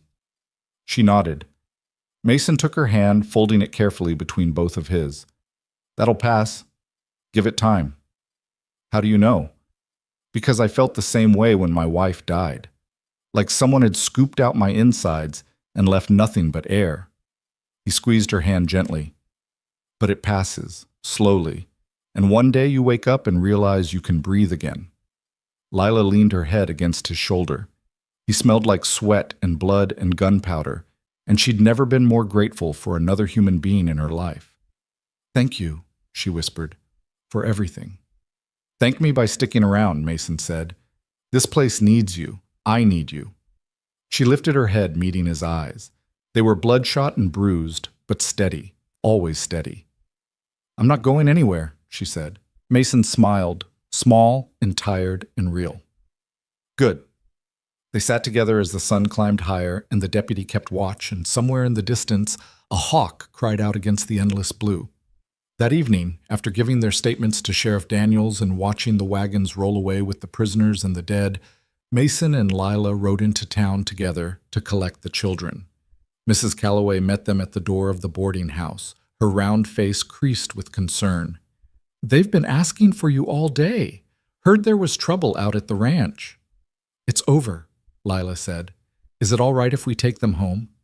"Of course, dear, of course," Mrs. Calloway stepped aside. "They're upstairs, second room on the left." Lila climbed the stairs on legs that felt like lead. Every muscle ached. Her hands were raw. Her heart felt too big for her chest. She pushed open the door. 3 heads turned toward her. For a moment, nobody moved. Then Noah launched himself across the room and into her arms, nearly knocking her over. Clara, Eli hung back for a heartbeat longer, his young face carefully controlled, before he too stepped forward and let himself be pulled into the embrace. They stood there in the small boarding house room, tangled together, and Lila felt something shift inside her, something that had been broken for so long she'd forgotten it could be whole. "Is it over?" Clara whispered against her mother's shoulder. "Yes, baby. It's over." "He's gone?" "He's gone." Clara's shoulders shook. Eli pressed his face into Lila's side. Noah clung to her like he'd never let go. Mason appeared in the doorway, his battered face soft with something that looked like wonder. "Come on," he said quietly. "Let's go home." They rode back to Ridge Hollow as the sun set, painting the sky in shades of gold and amber and rose. The children rode in the wagon bed, quiet and close, while Lila sat beside Mason on the bench. When the ranch came into view, solid and steady against the darkening sky, Lila felt her throat tighten. Home. She'd never had one before. Not really. Just places she'd survived in, places she'd escaped from. But this was different. Mason pulled the wagon to a stop in front of the house. The deputy who'd been standing guard tipped his hat and rode off, his duty done. The children climbed down from the wagon and stood in the yard, staring at the house like they were seeing it for the first time. "Is it safe now?" Eli asked, his voice small.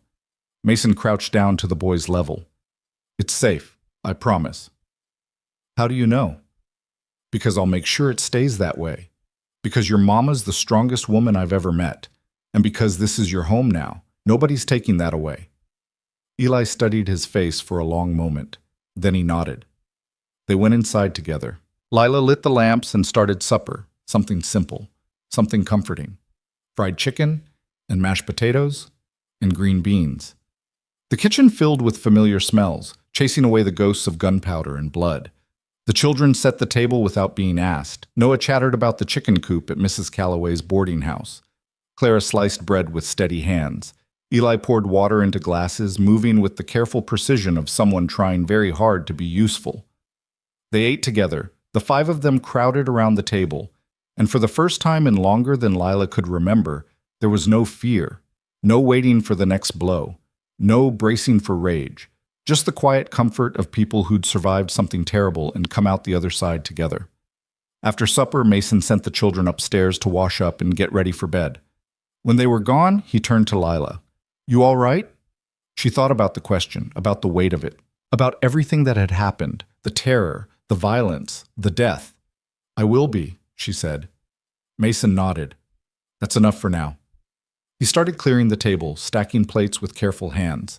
Lila watched him, this quiet man who'd stood between her family and destruction without hesitation, who'd fought for them like they were his own. "Mason?" He looked up. "Why did you really do it? Why risk everything?" He set down the plates, crossed to where she stood, looked at her with those steady, serious eyes. "Because when you showed up here with those kids, broken and afraid and still fighting, I saw what I'd lost when my wife died. I saw what it meant to actually live instead of just survive." His voice roughened. "You reminded me what I was fighting for, what it means to protect something that matters." Lila's eyes burned. "We matter to you? More than you know." She reached up and touched his bruised face, her fingers gentle against the swelling. "You matter to us too." Mason caught her hand, pressing it against his cheek. For a moment, they just stood there in the lamplight, battered and exhausted and alive. Then the sound of footsteps on the stairs broke the spell. Noah appeared in the doorway, dressed in his nightshirt, his hair damp from washing. "Mama, will you tuck me in?" Lila smiled. "Of course, baby." She followed him upstairs, Mason trailing behind. The children were already in their beds, Clara and Noah in one room, Eli across the hall. Lila moved between them, smoothing quilts, kissing foreheads, murmuring the kind of gentle nothings that had been impossible before. When she reached Eli's room, she found him still sitting up, staring out the window at the darkening sky. "Can't sleep?" she asked softly. He shook his head. Lila sat on the edge of his bed. What's wrong? Eli was quiet for a long moment. Then, is he really gone? Papa? The word Papa still hurt, but Lila understood. Gideon had been his father, even if he'd been a terrible one. Yes, she said gently. He's really gone. Did you kill him? Lila's throat tightened. Sheriff Daniels did, but I would have, if I'd had to protect you, to protect all of us. Eli looked at her, his dark eyes searching her face. Does that make you sad? It makes me sad that it had to happen, but it doesn't make me sad that he's gone. She cupped his face. You understand the difference? Eli nodded slowly. I think so. He was your father. It's all right to feel however you feel about him, sad or angry or relieved or all of those things at once. Lila paused. But what he did, the way he hurt people, that wasn't your fault. And it doesn't have to define who you become. What if I turn out like him? The question broke her heart. You won't, she said firmly, because you already have something he never did. What? A good heart, and people who love you enough to help you protect it. Eli's eyes filled with tears. He scrubbed at them angrily, but Lila caught his hands. It's all right to cry, she said. It's all right to feel this. He collapsed against her, his thin shoulders shaking. Lila held him while he wept, for the father he'd never really had, for the fear he'd carried, for the relief of finally being safe. When the tears finally stopped, Eli pulled back and wiped his face. Mason's a good man, he said quietly. Yes, he is. Do you think... Eli hesitated. Do you think he'll let us stay? I think he's counting on it. Eli nodded and lay back down. Lila pulled the quilt up to his chin and kissed his forehead. Sleep now. We'll figure out the rest tomorrow. She found Mason waiting at the bottom of the stairs, his expression unreadable. They're settled, she said. Good. He gestured toward the porch. Walk with me. They stepped outside into the cool night air. The stars were out in force, scattered like diamonds across black velvet. Somewhere in the distance, cattle lowed softly. The night breeze carried the smell of dust and sage and possibility. Mason led her to the porch railing and stood beside her, both of them looking out at the darkened fields. What happens now? Lila asked quietly. Now you rebuild, Mason said. You and those kids. You make a life here. A real one. And you? Mason turned to face her. I'd like to be part of that life. If you'll have me. Lila's breath caught. Mason, I'm not asking for an answer tonight, he interrupted gently. I'm just saying, when you're ready, whenever that is, I'm here, and I'm not going anywhere. She looked at him, this steady, patient man who'd given her everything and asked for nothing, and felt something warm bloom in her chest. It wasn't love, not yet. It was too soon for that, too fragile, but it was the beginning of something, the possibility of something, and after everything they'd survived, possibility felt like grace. Thank you, she whispered. Mason smiled and turned back to the fields. They stood together in the darkness, two people who'd found each other in the worst of circumstances and chosen to stand together anyway, and watched the night settle over Ridge Hollow Ranch like a blessing. Tomorrow, there would be questions. Statements. A trial for the men who'd ridden with Gideon. Paperwork and legalities and the slow process of healing. But tonight, there was just this. Just peace. Just home. And for Lila Carter, who'd spent so long running from her demons, that was more than enough. The trial began 2 weeks later in the county courthouse, a squat brick building that sat at the edge of town like a monument to justice or judgment, depending on which side of the law you stood. Lila walked up the steps with Mason at her side, her children close behind, and felt the weight of every eye that turned toward her. The town knew what had happened at Ridge Hollow Ranch. Word had spread fast, the way it always did in small places where everyone knew everyone else's business. Some folks looked at her with sympathy, others with curiosity, a few with the kind of cold judgment that said they'd already made up their minds about a woman who'd left her husband and gotten him killed. Lila lifted her chin and walked inside. The courtroom was packed. Quinn and his 2 surviving men sat at the defendant's table, their hands shackled, their faces hard. Sheriff Daniels stood near the judge's bench, his deputy beside him. And in the front row, pale but alive, sat Jacob Carter. He'd survived the gunshot. The doctor said it was a miracle. The bullet had missed his heart by inches, passed clean through, left him weak but breathing. He'd spent 10 days in bed recovering, and now here he was, ready to testify against the men who'd ridden with his brother, ready to finally do the right thing. Lila caught his eye as she took her seat. He nodded, just once, and she saw the shame there, the regret. But she also saw determination. The judge entered, a stern-faced man named Whitmore with silver hair and eyes that missed nothing. He banged his gavel, and the room fell silent. "The territory versus Quinn, Dockery, and Mills," he announced. "Charges include conspiracy to commit murder, attempted murder, assault with a deadly weapon, and unlawful trespass with intent to harm.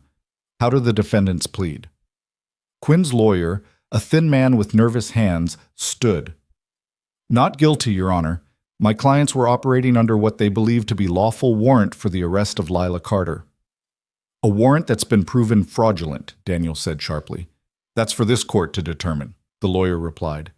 Judge Whitmore leaned back in his chair. "Then let's determine it. Prosecution, call your first witness." The prosecuting attorney, a capable woman named Margaret Ross who'd traveled from the territorial capital, stood. "The prosecution calls Jacob Carter." Jacob walked to the witness stand with the careful movements of a man still healing. He placed his hand on the Bible and swore to tell the truth. Ross approached him with measured steps. "Mr. Carter, you are the brother of Gideon Carter, deceased?" "I am." "And you were present on the day of the incident at Ridge Hollow Ranch?" "I was." "Tell the court what you saw." Jacob took a breath. Then he told them everything.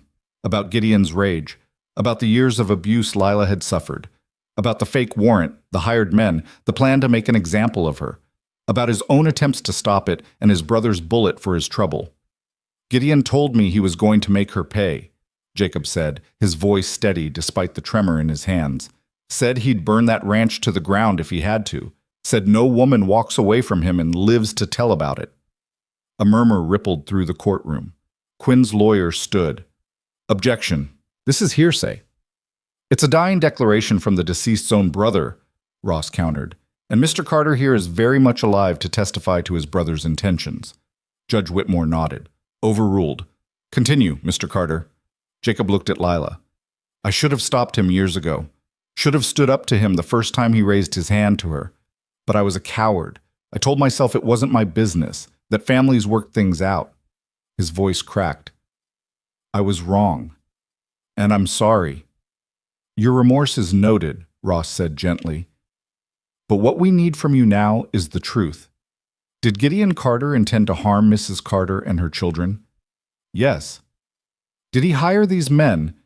She gestured to Quinn and the others. "To help him do it?" "Yes. And when you tried to stop him, what did he do?" Jacob's hand moved to his chest, to the bandages beneath his shirt. "He shot me." The courtroom erupted. Judge Whitmore banged his gavel. "Order! I will have order." Ross waited for the noise to settle. "No further questions, Your Honor." Quinn's lawyer approached Jacob with the wariness of a man crossing thin ice. "Mr. Carter, isn't it true that you have your own reasons for wanting to discredit your brother? That you were in love with Mrs. Carter yourself?" Jacob's eyes went flat. "No, that's a lie." "Is it? You wrote her a letter encouraging her to leave. You helped her escape. Seems like more than brotherly concern to me." "I wrote that letter because I was ashamed," Jacob said, his voice hard. "Because I watched my brother beat a woman half his size and did nothing. Because I heard her children crying at night and closed my ears. I helped her because it was the decent thing to do, something I should have done years ago." The lawyer shifted tactics. "But you can't deny you have bias against the defendants. Your own brother shot you." "Because I stood between him and an innocent family," Jacob shot back. "And yes, I'm biased. I'm biased toward this truth, toward justice, toward making sure what happened to Lila and her kids never happens to anyone else." The lawyer retreated. No further questions. Ross called Lila next. She walked to the stand on legs that threatened to buckle, swore her oath, sat down and folded her hands in her lap to keep them from shaking. Ross's voice was kind. "Mrs. Carter, How long were you married to Gideon Carter? 14 years. And during that time, did he ever strike you? Lila's throat tightened. Yes. How often? Often enough that I stopped counting. Did he strike your children? Yes. The word came out barely above a whisper. Can you tell the court what happened to your son Noah? Lila looked at Noah sitting in the front row between Clara and Eli. His small face was solemn, his hand tucked in his sister's. The bruise was long healed, but the memory remained. Gideon came home drunk, Lila said quietly. Noah had broken a plate by accident. Gideon grabbed him by the throat and slammed his head against the wall. When I tried to stop him, her voice broke. He told me if I didn't get out of his way, he'd kill the boy. What did you do? I waited until Gideon passed out. Then I packed what we could carry and we left. In the middle of the night, we drove until the mule couldn't go any farther, and when I saw the notice for work at Ridge Hollow Ranch, I thought maybe— She stopped, swallowing hard. I thought maybe we'd finally found somewhere safe. Ross nodded gently. And when Gideon found you, what did he want? He wanted to punish me, to make an example. He didn't care about the children. He never did. He just couldn't stand the idea of me getting away. Did you kill Gideon Carter? The question hung in the air. I shot him, Lila said clearly. But Sheriff Daniels fired the shot that killed him. Why did you shoot him? Because he was going to kill Mason Hale. Because he would have killed me next. Because I was done being afraid. Quinn's lawyer stood for cross-examination. Mrs. Carter, isn't it true that you abandoned your lawful husband? That you took his children without his permission? He wasn't a husband, Lila said, her voice steady now. He was a monster. And those children are mine. I carried them. I birthed them. I raised them. He just hurt them.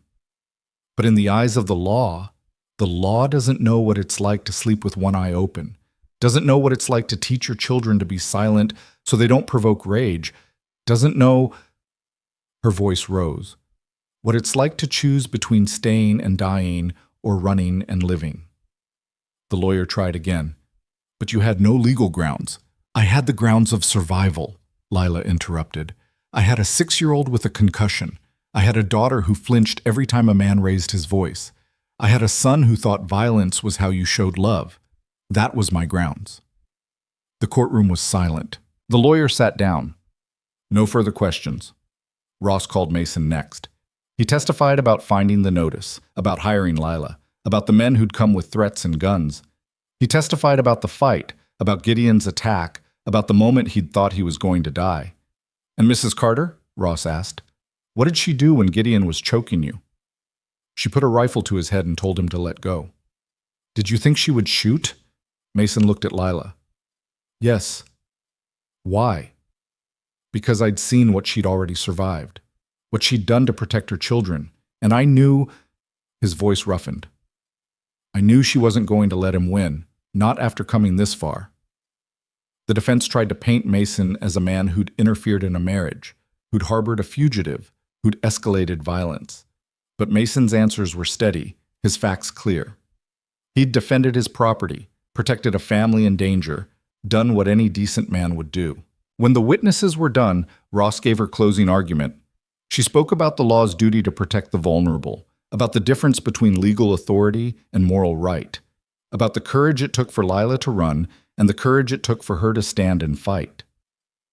These men, Ross pointed at Quinn and the others, came to that ranch with one purpose: to hurt a woman and her children. They came armed. They came with intent. And when they were met with resistance, they chose violence. The fact that they were working for a man with a fraudulent warrant doesn't excuse them. It condemns them. Quinn's lawyer argued that his clients were just hired hands following orders, that they'd believed the warrant was real, that they hadn't known Gideon's true intentions. Judge Whitmore listened to both sides. Then he sent the jury to deliberate. They were back in 2 hours. On the charge of conspiracy to commit murder, how do you find? Guilty, Your Honor. On the charge of attempted murder? Guilty. On the charge of assault with a deadly weapon? Guilty. The verdicts rang out one after another, each one driving another nail in Quinn's coffin. When it was done, Judge Whitmore sentenced them to 20 years hard labor in the territory. Whitmore banged his gavel. As for the matter of Mrs. Lila Carter and the question of her actions, this court finds that she acted in lawful defense of herself and others. All charges against her are dismissed. Furthermore, custody of her children is hereby confirmed as residing solely with her, with no claim from the Carter family. Lila's knees went weak. Mason caught her arm, steadying her. This court is adjourned. The gavel fell. It was over. Outside the courthouse, people crowded around them, some offering congratulations, some asking questions, some just staring. Lila ignored them all. She walked straight to her children and pulled them into her arms. "It's done," she whispered. "It's really done." Clara clung to her. Eli's shoulders shook. Noah pressed his face into her neck and held on tight. Mason stood nearby, giving them space, his battered face soft with something that looked like peace. Jacob approached slowly, hat in hand. "Mrs. Carter?" Lila looked up. "I know I don't deserve forgiveness," he said quietly. "But I want you to know I'm going to spend the rest of my life making sure Gideon's name is remembered for what he really was, so no one else suffers the way you did." Lila studied his face, the shame, the determination, the genuine remorse. "You testified," she said finally. "You told the truth when it mattered. That counts for something. Does it count for enough?" "Ask me in a year," Lila said, "when you've proven it wasn't just words." Jacob nodded. "Fair enough." He turned to go, then stopped. "Those kids, they're good kids, better than we deserve to have in our family."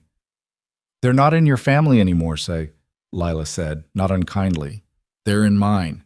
Jacob's mouth quirked in something that wasn't quite a smile. "Yes, ma'am, I expect they are." He walked away and Lila turned back to Mason. "Take us home?" she asked. Mason smiled, small and genuine and warm. "Yeah, let's go home." The weeks that followed settled into a new kind of rhythm. The children returned to their routines, chores in the morning, lessons in the afternoon, play in the evening. But something fundamental had shifted.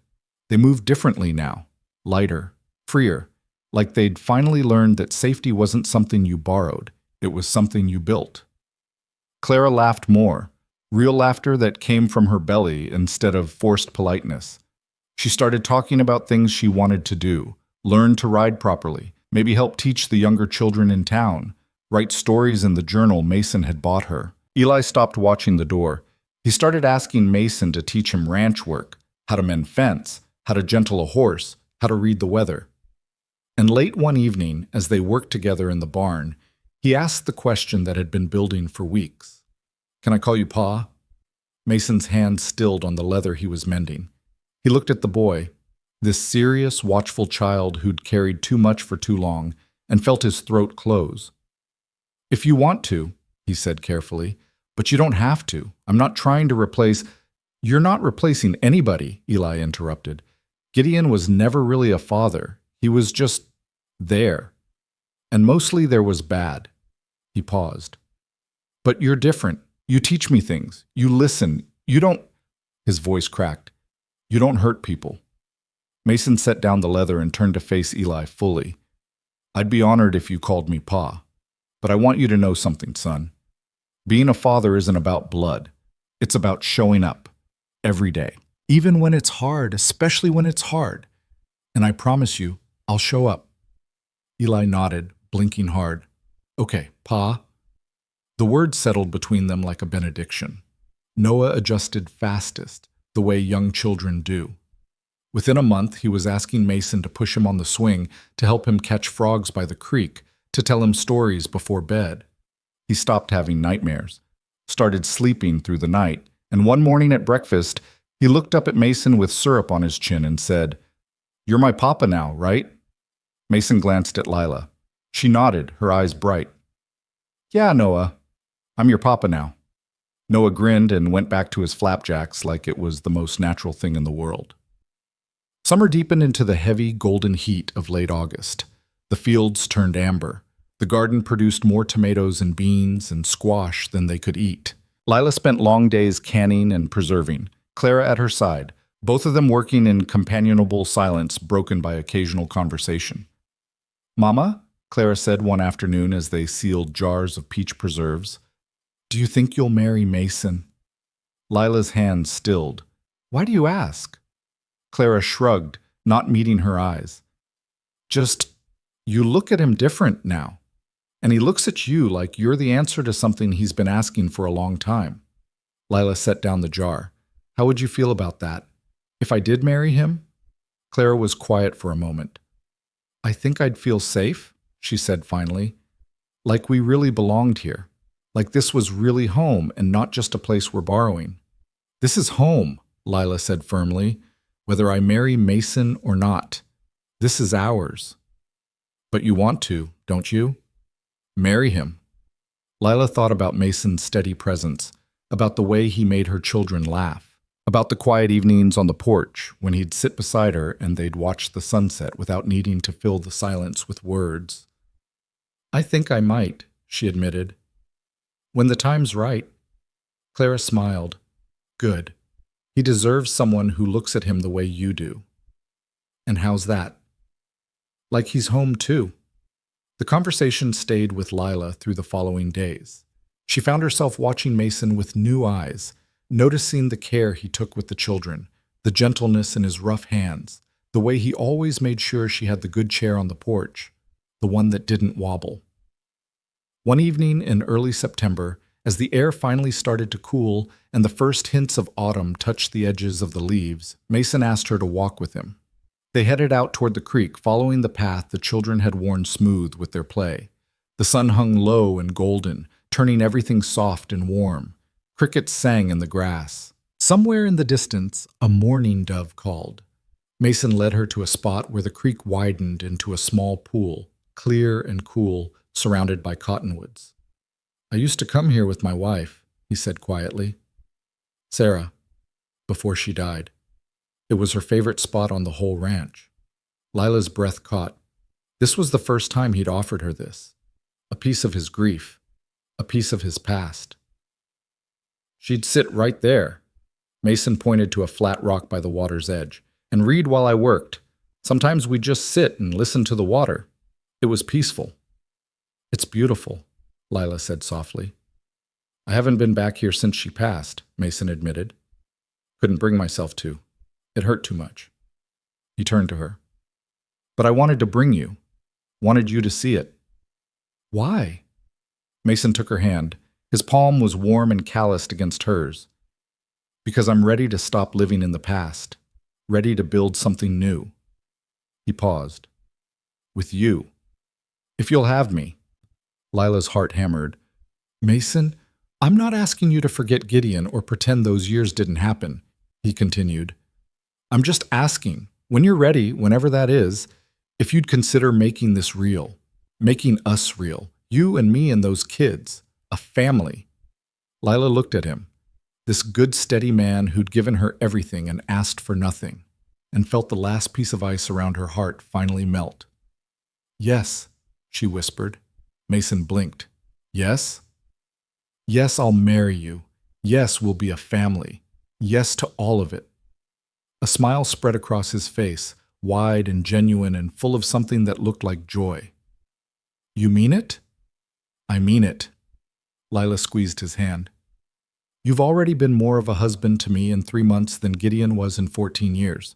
You've protected us, provided for us, made us feel safe, and you've done it without expecting anything in return." "I expect plenty in return," Mason said, his voice rough. "I expect biscuits and sass, and 3 kids who'll keep me on my toes for the rest of my life."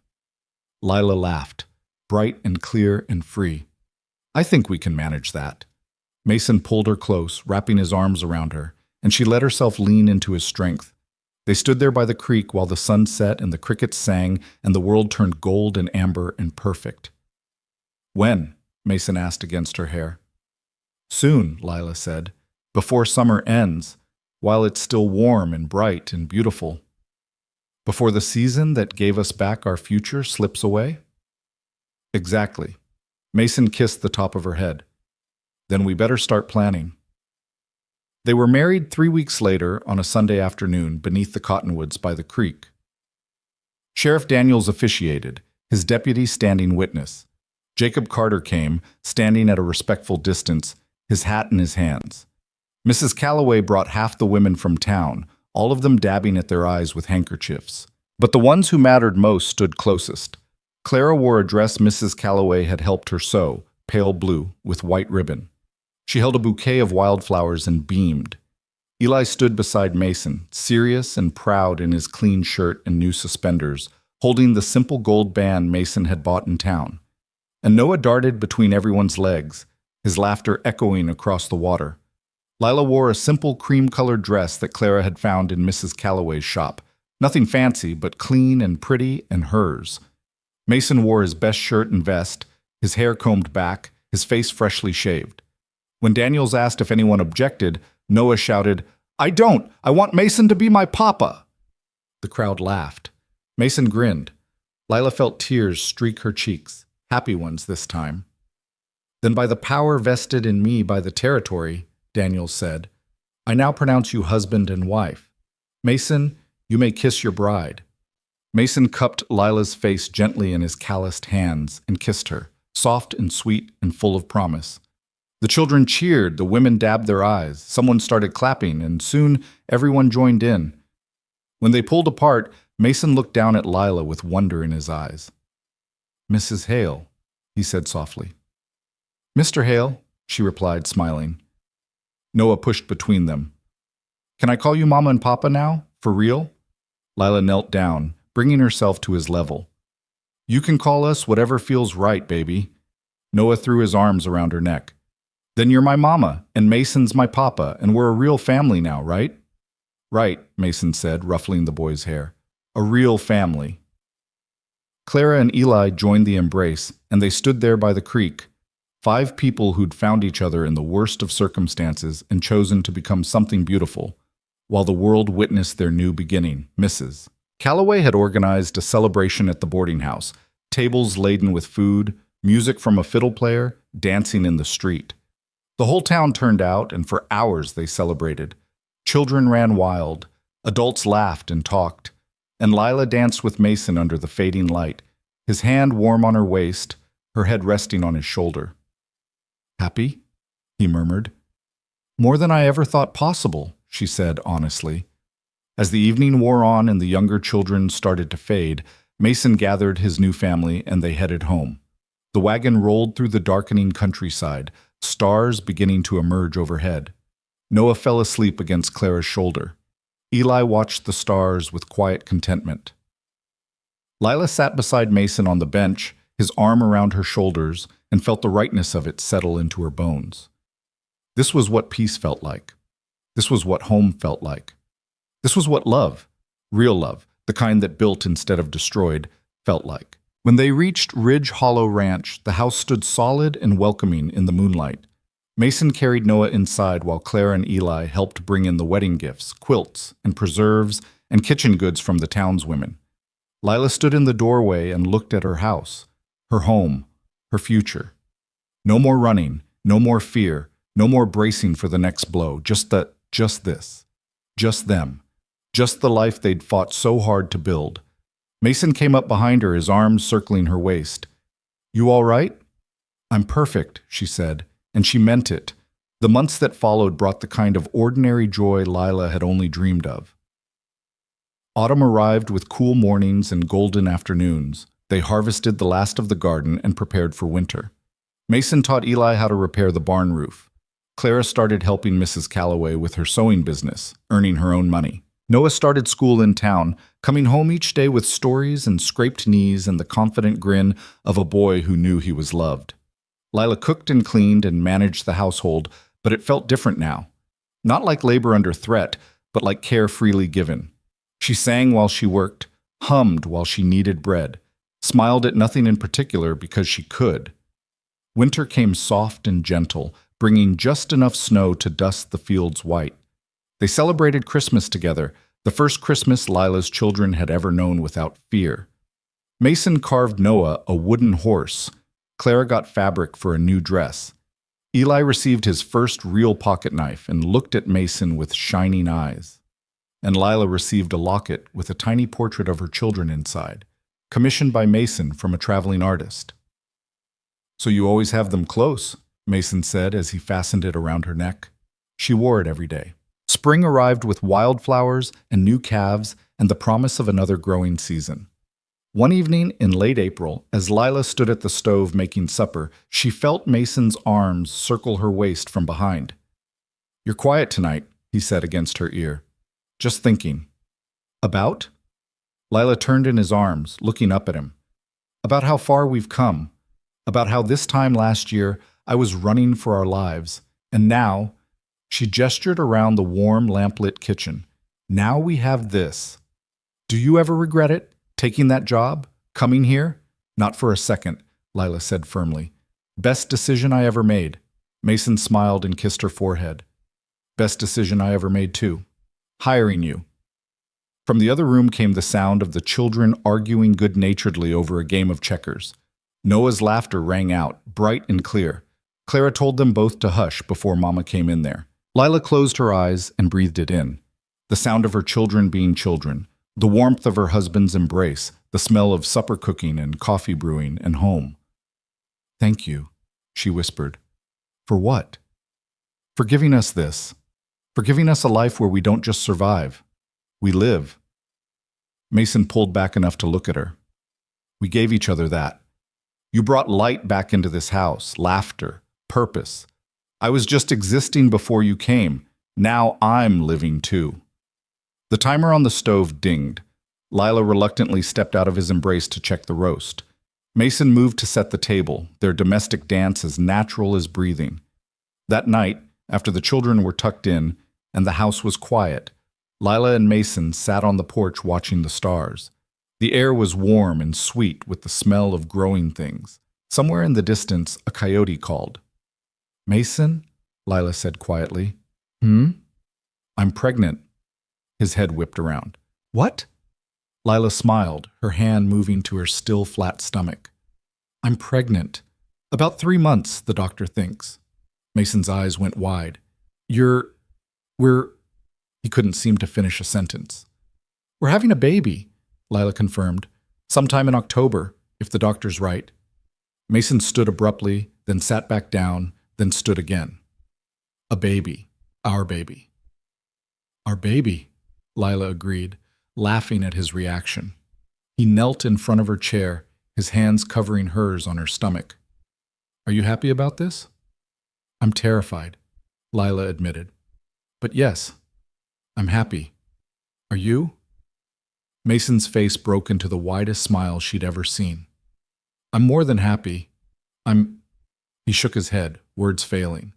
Then he leaned forward and kissed her stomach gently. "Hello in there, little one. Your mom and I can't wait to meet you." Lila's eyes filled with tears. "You're going to be a wonderful father." "I'm already a father," Mason said, looking up at her, "to 3 amazing kids. But getting to do this from the beginning, with you," his voice roughened, "that's a gift I never thought I'd get." They told the children the next morning at breakfast. Noah was thrilled, immediately declaring he wanted a baby brother. Clara looked thoughtful, then smiled and said she'd help however she could. Eli was quiet for a moment, then asked seriously, "Will there be enough room for all of us?" Mason ruffled his hair. "There's always room for family, son. Always." The pregnancy progressed smoothly through the summer. Lila's belly grew round and full. The children talked to the baby, sang to it, told it stories. Mason treated her like she was made of glass, much to her amusement.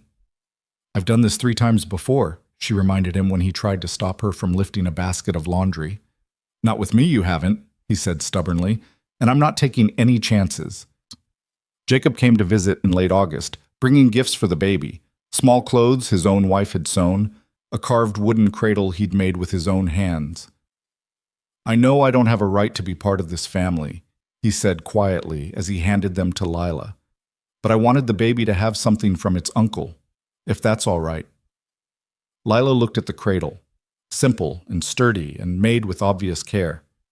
"It's beautiful, Jacob. Thank you." He nodded, looking relieved. "I'm getting married myself, next month." woman from church. She's a widow with 2 kids of her own. I'm happy for you, Lila said, meaning it. I'm trying, Jacob said, trying to be the kind of man Gideon should have been. The kind those kids deserve. He paused. I hope you know. I'll never forgive myself for not standing up to him sooner. Then spend your life standing up for others, Lila said. That's how you make it right. Jacob left that afternoon, and Mason set up the cradle in their bedroom. It sat there waiting, a symbol of new life, new beginnings, new hope. On a cool October morning, as the leaves turned gold and the air smelled of smoke and apples, Lila's labor began. Mrs. Calloway came to help, bringing her experience in steady hands. Mason paced the hallway. The children gathered in the kitchen, anxiously waiting. The labor was long but not complicated. And as the sun set on another golden autumn day, a baby's cry filled the house. It's a girl, Mrs. Calloway announced, carrying the squirming, red-faced bundle out to show Mason. A healthy, perfect little girl. Mason's hands shook as he held his daughter for the first time. She was tiny and perfect, with a dusting of dark hair and eyes that would probably be brown like her mother's. She wrapped her tiny fist around his finger and held on tight. Hello, Sarah, he whispered, naming her for his first wife, honoring the past while embracing the future. Welcome home. The children crowded around, awed and gentle. Noah reached out to touch her tiny hand. Clara stroked her soft hair. Eli just stared, wonder written all over his face. She's so small, Noah whispered. You were that small once, Lila said from the bedroom doorway, her face pale but glowing. Mason brought the baby to her, laying Sarah in her arms. Lila looked down at her daughter, this child born into safety and love, who would never know fear in her own home, and felt her heart overflow. She's perfect, Lila whispered. Just like her mama, Mason said, kissing her forehead. That night, with the baby sleeping in her cradle and the children tucked in their beds, and the house quiet and peaceful, Lila stood at the bedroom window looking out at Ridge Hollow Ranch. 2 summers ago, she'd driven up to this place with nothing but desperation and hope. She'd been broken and afraid, running from a monster, certain that safety was something other people had. Now she had a husband who loved her, children who were thriving, a home that was truly hers, and a tiny daughter sleeping peacefully in a cradle made by the brother of the man who'd tried to destroy them all. Redemption came in strange forms. Grace arrived in unexpected ways. And sometimes, the season that began in fear and desperation ended with more blessings than you knew how to count. Mason came up behind her, wrapping his arms around her, his chin resting on her shoulder. What are you thinking about? About how that notice Cook wanted for the summer changed everything. Best hiring decision I ever made, Mason said. Best job I ever took, Lila replied. They stood together in the darkness, watching the stars emerge one by one. 2 people who'd found each other when they needed it most and built something beautiful from the ashes of what had been destroyed. Outside, the world turned on. Seasons changed. Life continued its relentless march forward. But inside Ridge Hollow Ranch, in that warm house filled with sleeping children and new life and hard-won peace, Lila Carter Hale finally understood what it meant to be home. Not just safe, not just surviving. Home. And that was everything.